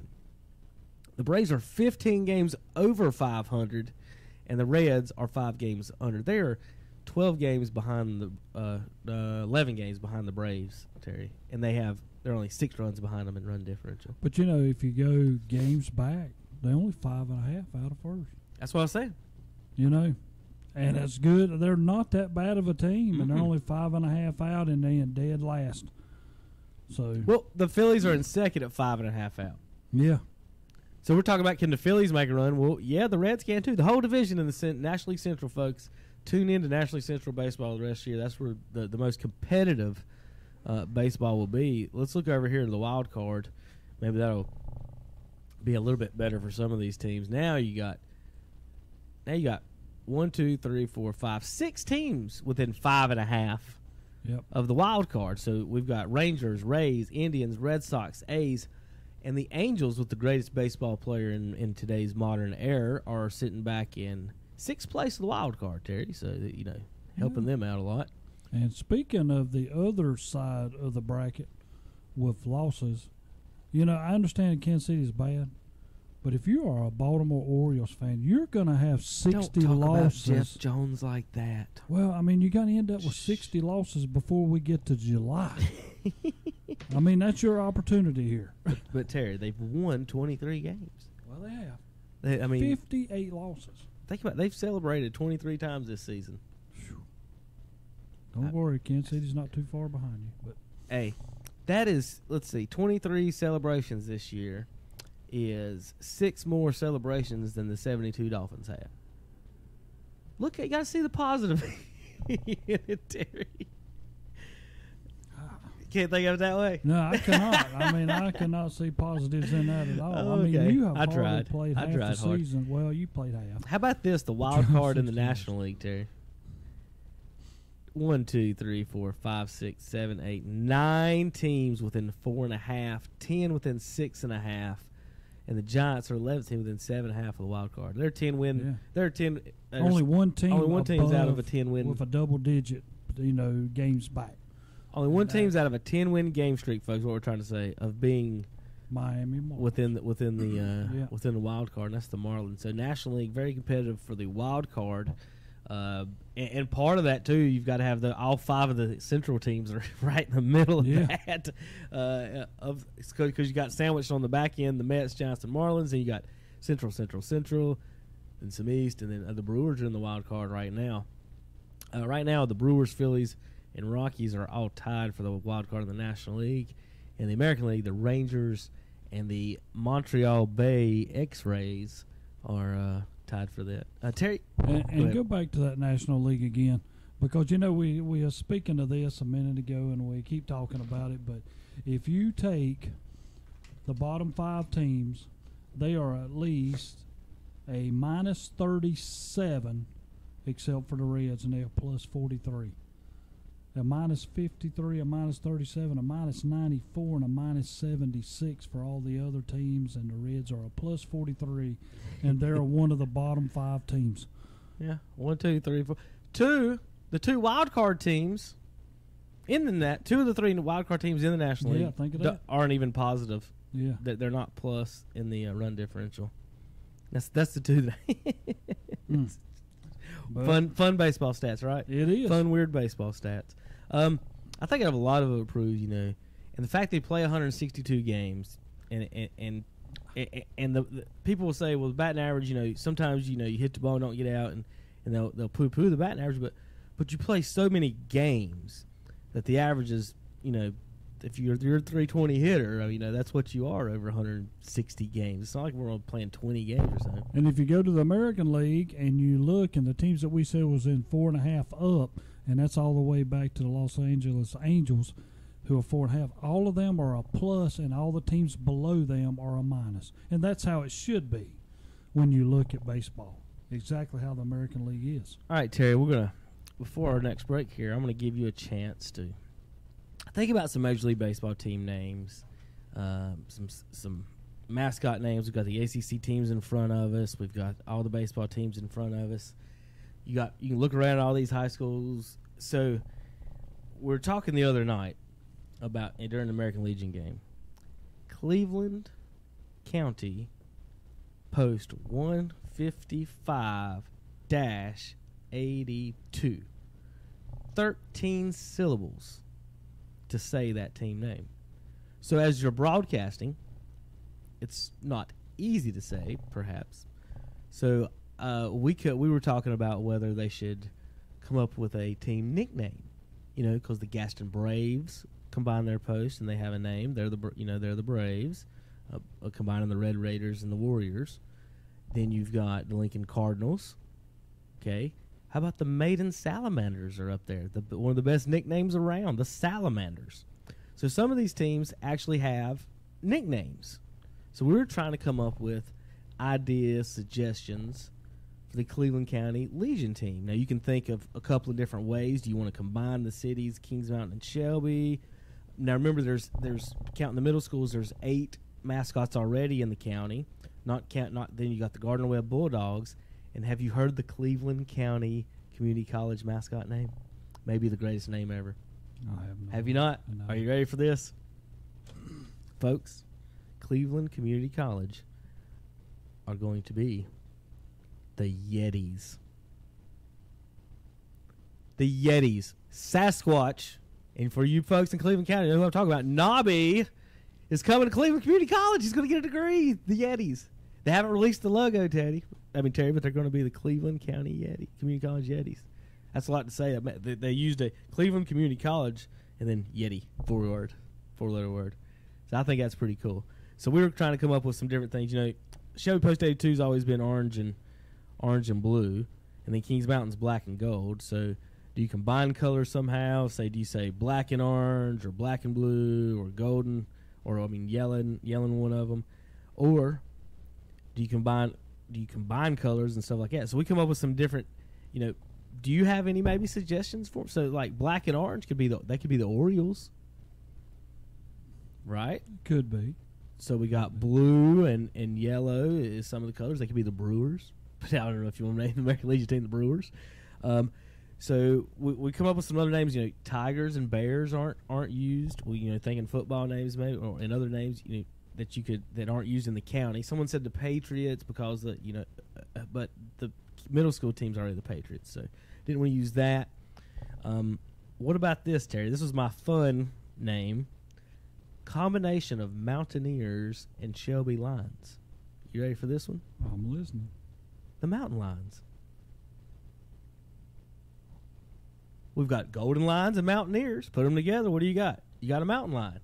And we got we're used to have mountain lions. We're supposed to have mountain lions around here. We might have some cougars out there. I know we got some cougars, but I don't know if we got any mountain lions out there in the listening area yet, right? Are they really trying to come up with a name? No. Oh, I was getting ready to This is me and Tom and Shannon trying to come up with something so we can come up with one. Oh I was asking for your suggestions. What? I just call them liver mush. Liver mush. Good grief. That's right. Here's another one. Since it's the Battle of Buffalo Creek, what if we called them the Buffaloes? Don't like that one? We don't have no buffaloes around here. It's called Buffalo Creek, Terry. And time out. If you'll drive to Bessemer City right now down 216 and out on the left and at oh gosh, I forgot. Sunnyside Farms where the crash the barn crashed down. They got buffalo out there. Okay. So we do have buffalo around here. There could be buffalo listening to us right now in the barn. We don't know. Well, but what about the Cleveland County Buffaloes? No? Well, All right, so no buffaloes. Liver mush. Terry don't want to do the Orioles. I don't know why. That would be the black and orange would work perfect. I mean, Cleveland County always has the liver mush festival. I know, understand liver mush, Terry. Okay. Okay. I mean, all right. So, what about Pirates? There's yellow and black, but that's all the Kings Mountain colors. Here was a suggestion from an orange and black. What about the Giants? Cleveland County Giants. Yeah, but do you want to use a name from somebody else? Cardinals and Braves are. You got to use. You can't come up with something new unless you're the Yetis. What else you gonna? What are you gonna come up with? You gonna be the Copperheads or be a snake? Yeah, well, Copperheads are being used, so there's a lot of places. Yeah. I mean, what do you want to be, Terry? Can't be the Dragons. Crest is the Dragons. That'd be fun. I'd have to sit down and think about that for about 3 or 4 hours. God almighty. All right, so I led you into a lot of that to give you what I think they should be. And this is my 100% serious suggestion. And then I got a fun one after it playing off of it, but I didn't want to give you that one because it would give a tip off to this one. You ready for this? We actually have on our show the actual logos and jerseys that they should already have. That they should change their name to. Their name's Cleveland, isn't it? It is. Gaston doesn't call them the Gaston County Braves. They call them the Gaston Braves, right? Gaston, they sure do. Terry, right over your shoulder, it's time to bring back Chief Wahoo, the Cleveland Indians. Oh. Huh? That's a winner. That is a winner. You know it. The Cleveland Indians. Perfect. The name, everything. They can even order the old jerseys. They can order the jerseys that they've worn. Y'all would think Tom would feel at home if that's what happened. He didn't even bring that up. That was my suggestion. I know. Cleveland Indians for Cleveland County Post 155. Let's get it done, Shannon. You're over with Coach Grayson every day. Do want to say this, Coach Grayson had some surgery this week, Terry. Do want to keep him in our thoughts and prayers and hope everything's okay. We'll not return to coaching this season, and we'll figure out what's going on in the future. But they always bring us some food during the broadcast. And Suzanne wasn't there the other night. How about she texted our order into the guys and they brought food up there. Couldn't be any nicer. Take care of us at the field. I mean, we show up over there and they feed you a hot dog and hamburger and give you a peach slush. I just take the peach slush because I'm just happy with that. I don't even have to have the food. I'm gonna tell you what. So I will say 100% when you get to summertime and they give you a peach slushy or a peach drink or anything, it is fantastic. It tastes great. So yeah, Terry, Cleveland Indians. What do you think about that? That'd be some cool jerseys. I guess. No? I never as far as picking a mascot, I always let somebody else do that because they come up more. I mean, I can give you a name. Well, give me a name. But, you know, you already said you turned mine down. So. Oh, which one was it? The liver mush. Oh, the liver mush. Now, I tell you what, Terry. I'm going to give you this right here. I'm going to give you a chance to save the liver mush. But that's not going to be the name. That's the logo. Because it's going to tie in kind of to what my backup fun name is besides the Indians. You ready for this one? I'm listening. If you take the color black, right? Mm-hmm. And you combine it with orange, what do you get? Brown, right? You should. They're named Cleveland. If you combine the colors, they're brown. The Cleveland Browns with a liver mush logo. He's silent, folks. No, he thinks that. Oh, he likes that one. That could work. The Cleveland Browns with a liver mush logo. You put a liver mush, a square liver mush on the hat with a B on it. It'd be the Cleveland Browns. Or the C, whatever you want. Put the C on it. I don't know whether them hats would ever sell. Or put a CB. Yes, they would. You don't think they'd buy? I don't know if those hats would ever sell. They'd sell out at the Liver Mush Festival alone. They would there. The Cleveland Browns with a Liver Mush logo. That's our backup fun one. So my official one suggestion is the Cleveland Indians. Exactly right. We were talking, because Shelby Middle School is the Blue Devils, and we were throwing out some. That's why I threw out the Tigers because we had orange already in nobody. This is what's funny, Terry. Across the state, before we go to break, there's a ton of Blue Devil teams. Nobody ever calls themselves the Tar Heels. Yeah. So there's really not even Wolfpack either. There's not that many. There was Wolves, and there's the Pam Pack, and there's a Wolf Isn't one of them just separated? Team can be the Tar Heels. I would imagine not. There's public schools and public universities, so I don't think that you can just patent that name. Like I don't think that's the name. That's the nickname of the state. Yeah. So I'm about 90% sure you can't patent the word Tar Heel since it's nickname or whatever. And that's. But I was just wondering, there's no high schools in that name. That you got to. So we're talking about how about Lexington is orange and blue. Well, Cleveland County Yellow Jackets, and just leave them orange and blue like they are right now. They're still orange and blue. So and it was like, what? So that's what's funny. You go down to Lexington, they're orange and blue, and they're named the Yellow Jackets. So, that was one of the ones. We're throwing out the ACC schools. Didn't want to do the Cleveland County Demon Deacons or the Hokies, so we skipped over those. So anyway, those are our nominations. Terry, you got a favorite there before we go to break, or any of them? Any of them? I don't have a favorite. We didn't say Royals. That's the problem with Terry. That's what it is. I will say one thing, though, before we go to break. I want to bring the family of McKenna Warlick out. We lost her this past week from West Lincoln. Had a little accident at High Shoals, and, she drowned. But as far as the family and all, I want to tell you that we're 100% with you. Anything that you need, just give us a holler.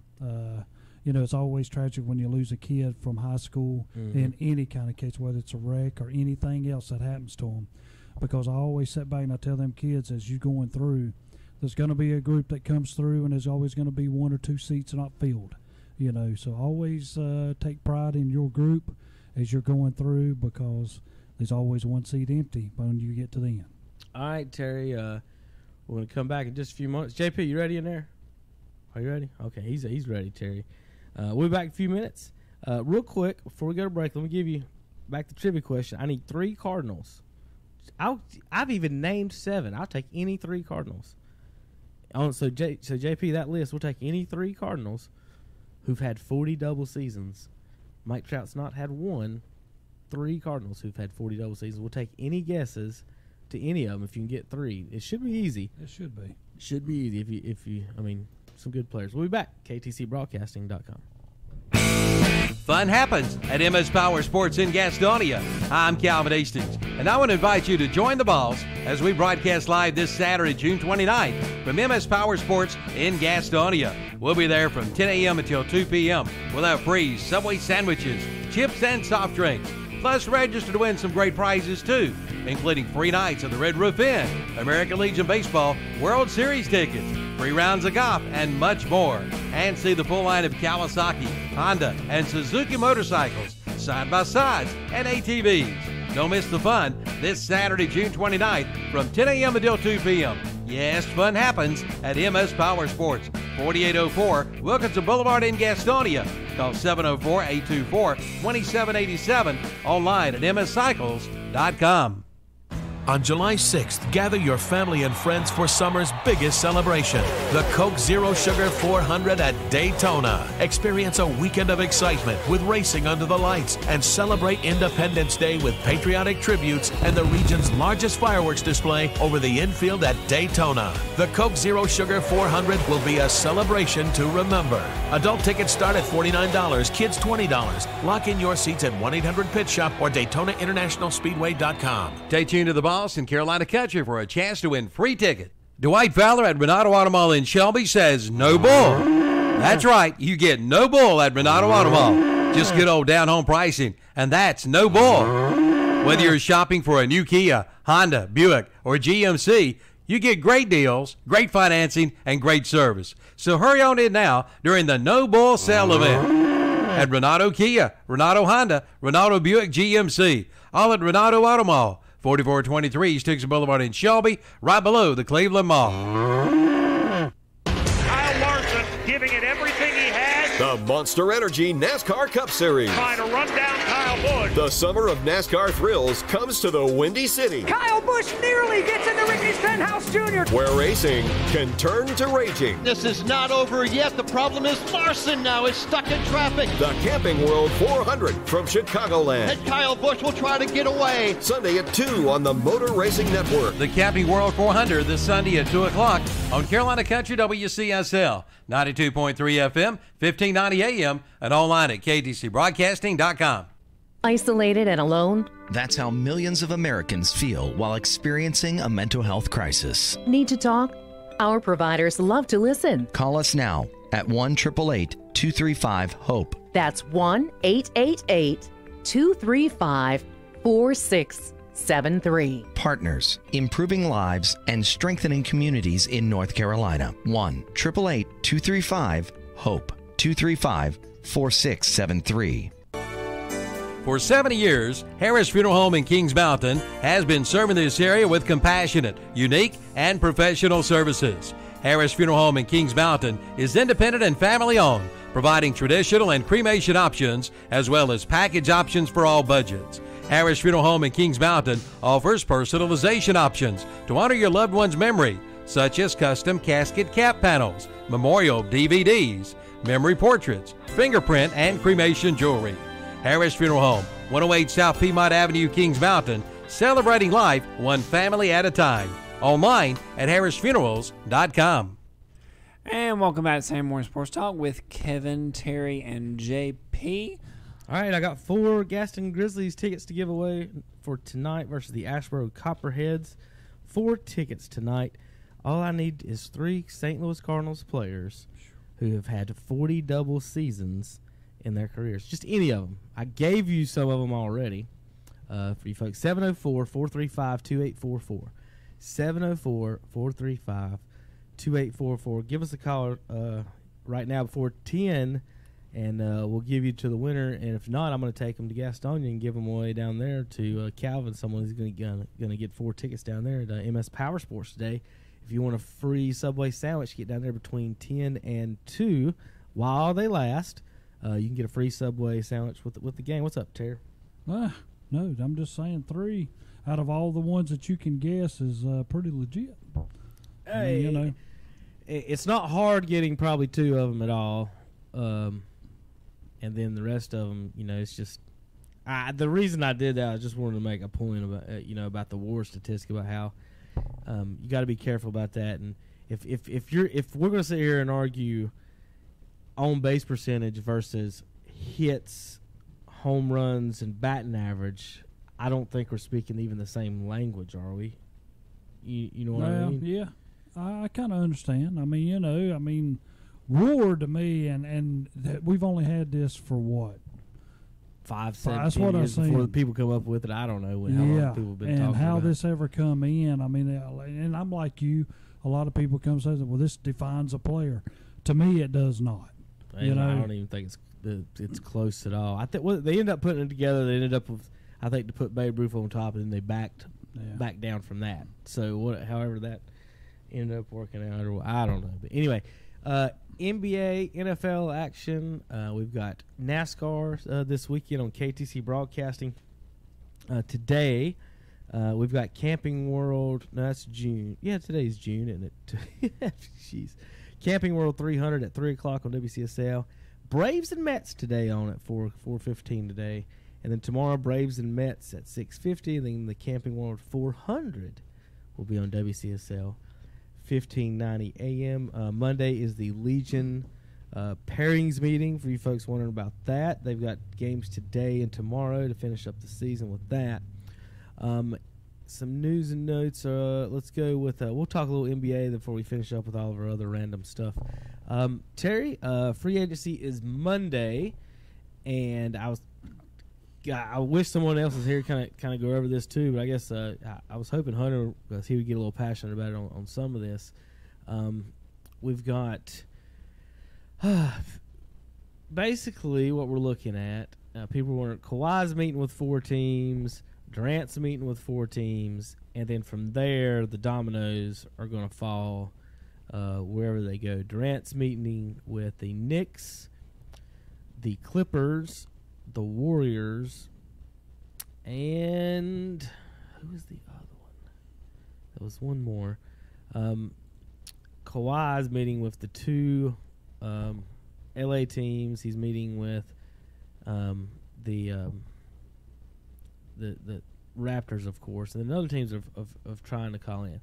I guess while we're sitting here in Charlotte, instead of debating all these big people, The big question is, Terry, as a Celtics fan, and I guess us here in Charlotte, is what's going to go on with Kemba Walker here? Yeah.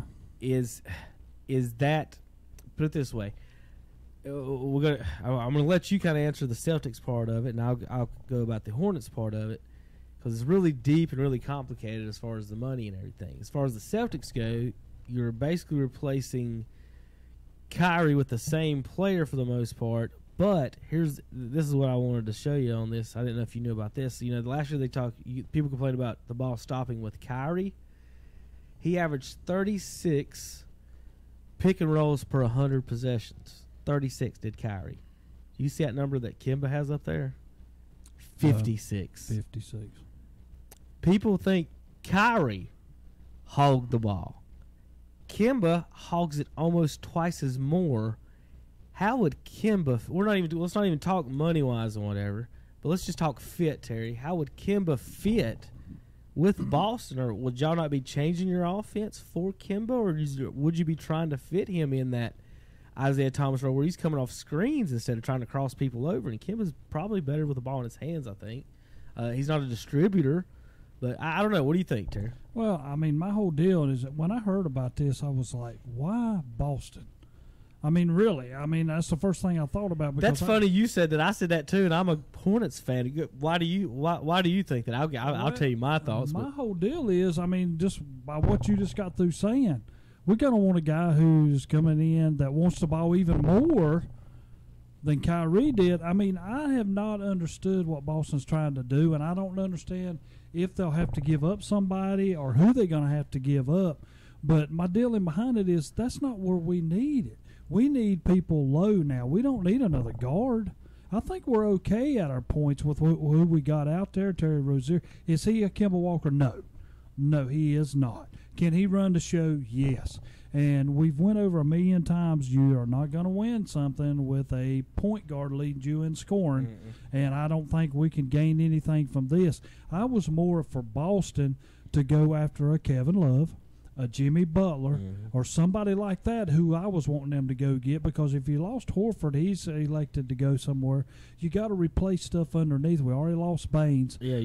Who you got to rebound right now? Do you need a 6'1" or 2 point We still guard? got Morris, but I mean, I need somebody with him. Don't get me wrong. Our incoming guys and Grant Williams from Tennessee, I think, will be a major plus for Boston because he is a total inside guy. He's got the short-range jumper. He can score, and plus he's very physical. He's another Morris for me. But you got to go get another scorer on your team, and I think with Brown and Tatum, that this would all fit into place where it wasn't one guy dominating the show, and that's the problem we're going to run into if we go after Kemba.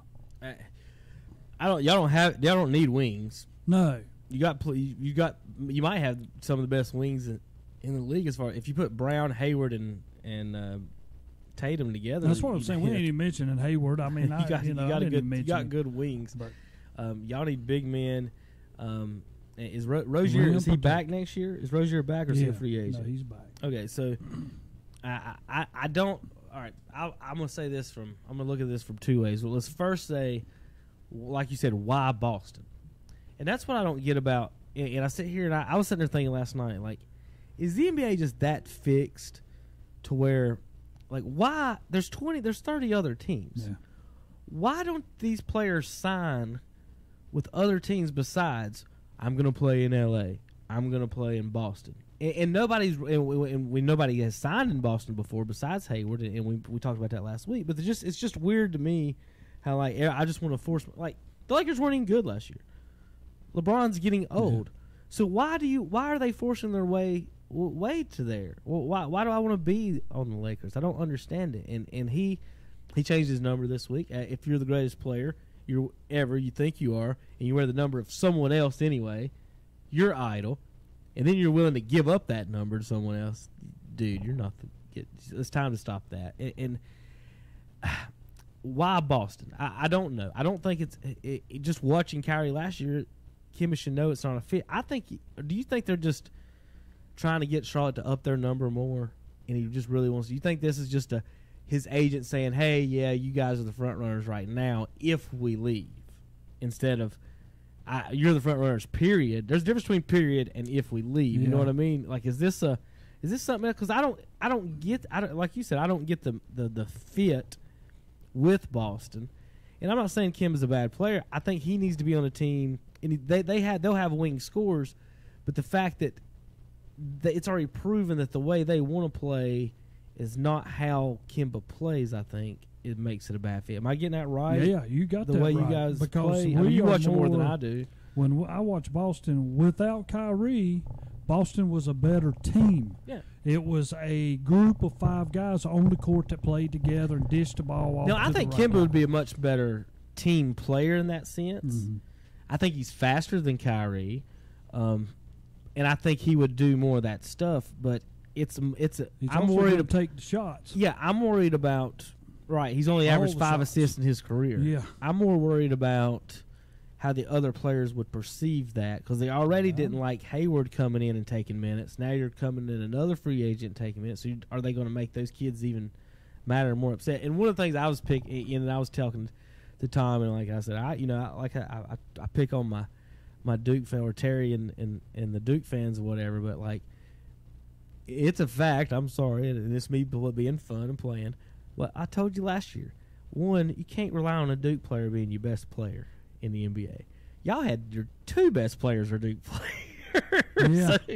so I knew y'all weren't going to win last year. That just wasn't happening. We went from preseason being number 1 to finishing 4th. Yeah. You put 2 Duke players together. That's a bad mix. Because I mean, think about it. There's only been like 5 players that's won a championship for Duke. Jeff Mullins won in '75. Danny Ferry in 2003.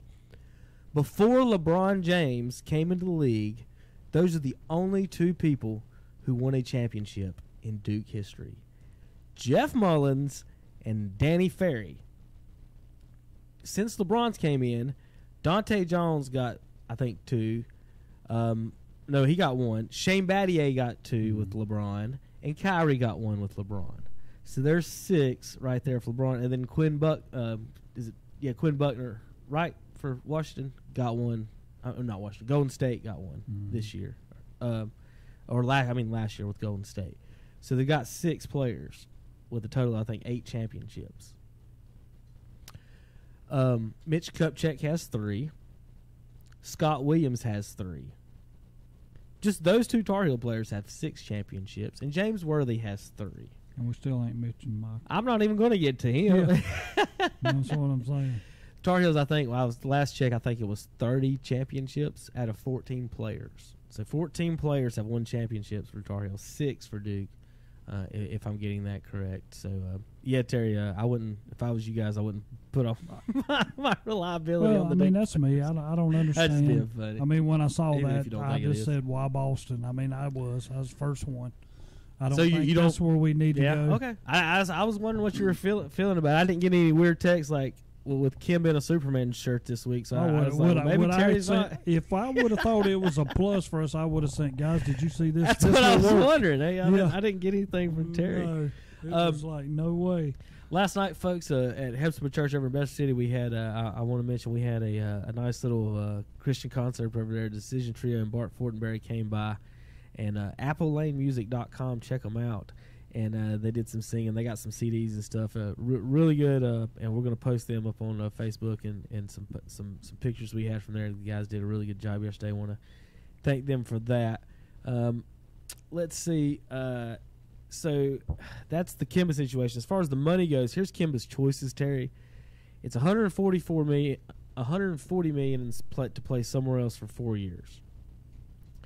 Charlotte can offer him 5 years, up to $220. So basically, and let me put this in perspective for you folks. In his career, he's made $47 million. Mm-hmm. For him to go to Boston or go to anywhere else, he would be giving up 1 year, a 5th year, between close to $60 to $80 million for 1 year, the way the math works out. So not $60 to $80 million. Yeah. In 1 year, he could basically make $60 million, and he's made 47 in his 7 years in the league. So how do you look in the mirror or think about anything, Terry, and say, I would rather go to Boston? Like, my point is, y'all's team, I don't think is that good enough and that good of a fit for him to want to leave Charlotte over more money than what he's made in his career. Like, how do you say, I'm going to give up 60, and I haven't even made 60. I've only made 47 a year. I'm just going to give up 60 because I want to win 10 more games a year? I mean, if they get one score that scores 25 a game, they're right there in the 4 or 5 seed, aren't they? The only reason he would go to Boston would be for the name, the Celtics. Coaching, I think the coaching's better there. And the TV view. You know what I'm saying? Everything that comes with everybody. But if it's that, why wouldn't he just go to the Lakers? Well, I agree. David, they just opened up the spot. Why would you go there thing. instead of Boston? Now, he went to UConn. Is this a family move?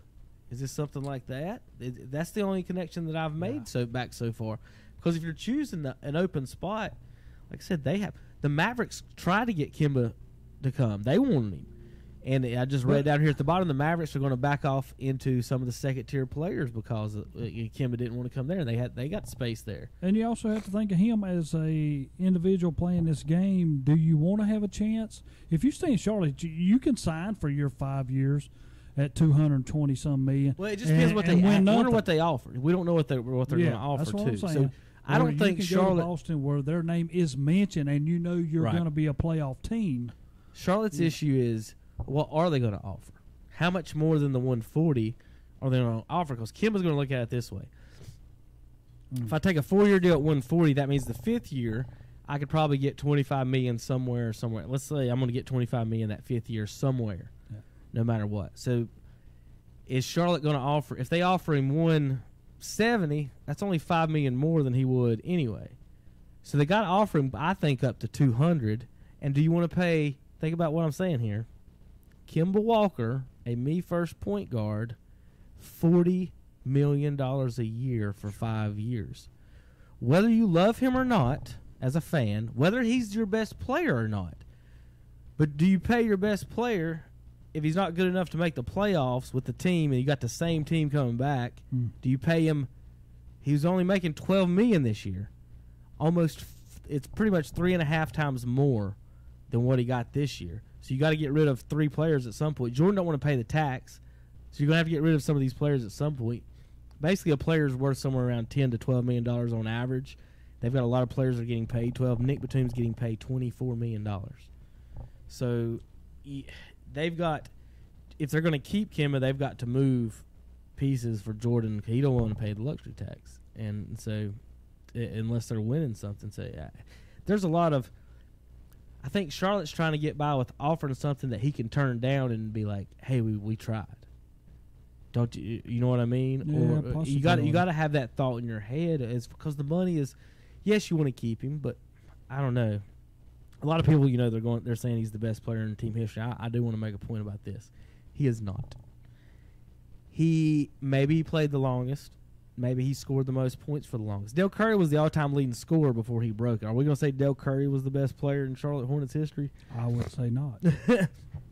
I went down the list, Terry, and I know you might disagree maybe on some of this, but let's say I was naming my starting lineups. And when I do this, what I like to do, and here's my thought process. Everybody says, what rules are you playing by, or what are you doing?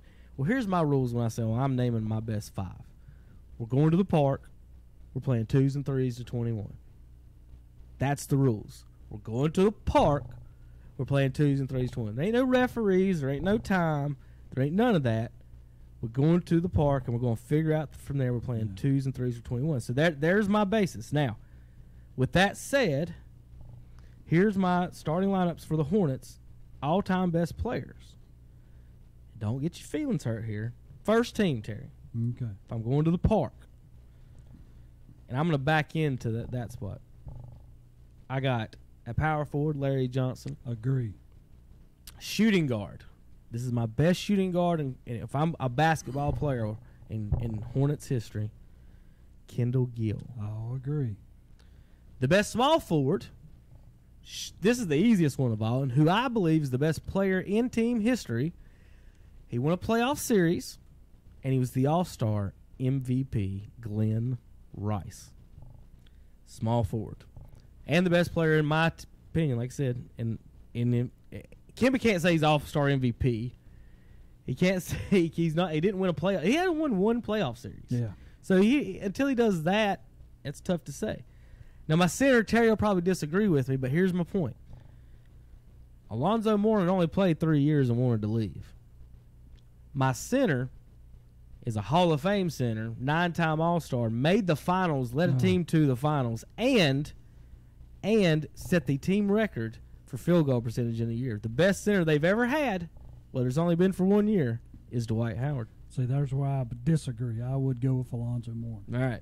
So Lonzo didn't want to be here. He's not the athlete. Now, I'm not saying Lonzo ain't good. Lonzo can shoot better than Dwight, clearly. Lonzo had a 17-foot jumper. He was like a taller, slower Karl Malone. The way he sat there and shot those jumpers at the 15, right there around the free throw area. You know what I mean? Like he set a lot of screens, a lot of pick and rolls there. But Dwight Howard's a stud, folks. You got to remember that. Like I said, 9-time All-Star and Defensive Player of the Year. Did he win MVP 1 year, or was he coming second a couple times? I don't think he won MVP. But he led his team to the finals 1 year, like Allen Iverson did, all by himself. Terry, listen who was on his team. Jameer Nelson, J.J. Redick, Hito Turkoglu to the finals at center. I guess that's where I would set back, because I'd never put Dwight Howard in on account of he only played 1 year. Well, okay. You know what I'm saying? And so my third team center, and here's some arguments. Some people say Elton Campbell. Some people say Al Jefferson. And this is what's this guy I thought was the most skilled / he did really well, and people hated on him because of what we had to give up to get him. Vlade Divac. He would be my third. That's what I just said. He's third. Yeah, he would. Alonzo's second. Okay. He's on Vlade's on my third team. Is there anyone else you can think of at center? I mean, like I said, Al Jefferson, Elton Campbell was the other contestants. Al Jefferson would have been my second guy. Oh, okay. I'm not a fan, a big fan of Al at all. You got Al Jefferson over Dwight Howard? I would have. Terry, I wouldn't have put. You say because of 1 year? Yeah, 1 year. Right. That's your reason. Okay, so my last starter with Kendall Gill, Glenn Rice, Larry Johnson, Grandmama, and Dwight Howard. Let's break some hearts, Terry. If we're going to the park, and I got a point guard, I'm picking the man himself, Davis, the Baron, Baron Davis. He's going to dunk on all y'all's head. He's Kemba Walker, but can dunk. That's all I got to say. Kemba can't dunk on nobody. Baron Davis will yam on somebody's head. You remember he would dunk on the 7-footers in the lane. He didn't care. Yeah. Now BD like to. He's a little overweight there in his further years. That's where I would be the very opposite. Now, I would take Kemba. I don't want Kemba soft butt out there at the park. If I'm at the park, Kemba can shoot from anywhere, inside, outside, take you to the hole, bring you back outside, and still dish in your face. Now, so can Baron Davis. And then he'll dunk on you. Here's the thing. We're at the park, remember? I know. There's going to be some pushing and shoving, Terry. You want to push and shove with Baron Davis? Good at once he gets shoved to still put in, but now Baron was too. Now, my second team is Kemba at point guard, Eddie Jones at the shooting guard. I liked Eddie Jones. Eddie Jones was a baller. Yeah. My three, here's what you'll probably argue. I think I know who you'll want at 3. You'll probably want Gerald Wallace as the second team 3. I got Steven Jackson as the second team 3. I'm going to be honest with you. Gerald Wallace would probably be my third team. He is my third team, so my 4. Steven Jackson is my 2, and Gerald Wallace is my 3. I've seen Gerald Wallace shoot enough to believe I could beat him in a game of horse. Steven Jackson's an NBA shooter. Yeah. Steven Jackson's an NBA defender. Steven Jackson, hey, once again, Terry, we're at the park. Yeah. Yeah. I got Steven Jackson. Speaking of being at the park, I already told you Lonzo was on this team. Listen how tough this team is down low. Steven Jackson, Lonzo. You know who my power forward is? How about Anthony Mason? The Mace at power forward with those guys. So there's my second team Hornets. Now third team Hornets got a little fun. It's so tough on some of these. You already agreed on Wallace and Devos. Derek Colbin was my third team power forward. He was really skilled. Yeah, well, a lot of people, and I'm looking at going through the list online. There was a lot of PJ Browns, but the power forwards they really didn't. I mean, Cody Zellers, there were some nominations on him. See, P.J. Brown was just steady. Yeah. I mean, he wasn't going to – I mean, to me, Derek Coleman was one of those who's going to show up one night, then not show up the next. Right. P.J. Brown's going to be the same guy game after game, All right, and then finally, the guards. Now, a lot of people would probably say Raymond Felton should be the third point guard. But folks don't give him no credit at all. Muggsy Bogues is my third point guard. He's 18th all-time in NBA assists. He averaged 8 assists a game.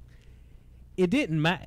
Listen, and my shooting guard to go with him, and the reason I put him in there over a couple other people, over David Wesley, over a couple other people, is this shooting guard was tough, and he actually played with Muggsy, so he knows how to defend with Muggsy. So if Muggsy had to move over and guard the shooting guard, this guy guarded. This guy said Muggsy on the documentary. He said Muggsy guarded every point guard in the NBA, but 2, Magic and Mark Jackson, because they would back him down and beat him up. But he said he guarded everyone else. And this guy was the shooting guard, and he said I had to guard Magic and Mark Jackson. Rex Chapman. That's who I would have took, Rex Chapman. Doesn't get enough credit for how good he was. He was a scorer, and he's a pretty good defender. But that's just my list, Terry. I got Baron Davis, Kendall Gill, Glenn Rice, Larry Johnson, Dwight Howard. I'm going to the park with those. Terry would have Kemba and Mourning there in his top 5, but I've got the Baron, Kendall Gill, Glenn Rice, Dwight Howard, and LJ, Larry Johnson, Grandmama. Yeah, but again, my reason for not putting Dwight Howard in mine because they only had 1 year. Casey, my buddy Casey listens out here in Rainwater. He says Charlotte, from what he's seen, is only offered 5 years and 150. That's not going to get it. No, somebody's going to get 4 and 140, and he's gone. Yeah. If that's what he's offered, he's not coming back. There's your difference. If it's that's only what I'm saying. What $10 is Charlotte million offer? Thing, or me staying in Charlotte, me going to Boston, let's just put it like that, then I'm heading to Boston. Even at 5 for 150, Terry, that's $30 million a year for a point guard. It is. That shoots too much. But all now again, on my end, Boston does not need Kemba. That's gonna be y'all too. Y'all are about to eat that contract instead of us. Take that, Terry. We'll just keep losing. We'll lose 10 more games and we'll get the number 1 draft pick next year when the draft pick is me or you. There will be no good players come out next year instead of Zion. That's when the Hornets will get their one. All right, we got to go. We got to send it out to Calvin and the gang. JP, ready to play some commercials? We're going to end the show. We're going to get it out to Calvin. All right. Saturday morning sports talk. We didn't get to NFL. Nothing really going on too much. Nothing really. Much. Don't forget your racing. NASCAR racing tonight and today. Xfinity racing on WCSL this afternoon and tomorrow, and then Braves as well. Who you take on your racing? Martin Truex or Kyle Busch, one or the other. Jimmy Johnson. Or take Gibbs. I'll take Jimmy Johnson. They seem to win every week. Yeah, I know, right? All right, Casey and all my other listeners and viewers, thanks for listening along and tweeting along and texting along. We didn't get a winner for the baseball tickets. I'm going to go give them Wayne Guest on it, folks. We'll see you later on ktcbroadcasting.com. It's the Red, White, and Blue Sale event, starting Monday, July 1st at Country Camping Corner in Kings Mountain, and then continuing all week long. Plus, it's the annual Red, White, and Blue Blood Drive, too. The American Red Cross Mobile will be at Country Camping Corner Monday, July 1st from 2 p.m. until 6:30. Come on out and give the gift of life, give blood, and join us for our live radio remote broadcast from 1 to 6. We'll have free DQ hot dogs, chips, and soft drinks. Plus, register to win some great door prizes. And while you're there, check out the huge selection of beautiful campers ready for summertime fun. Every unit in stock is on sale. Save thousands of dollars, all during the Red, White, and Blue sale. Again, it starts Monday, July 1st and continues all week.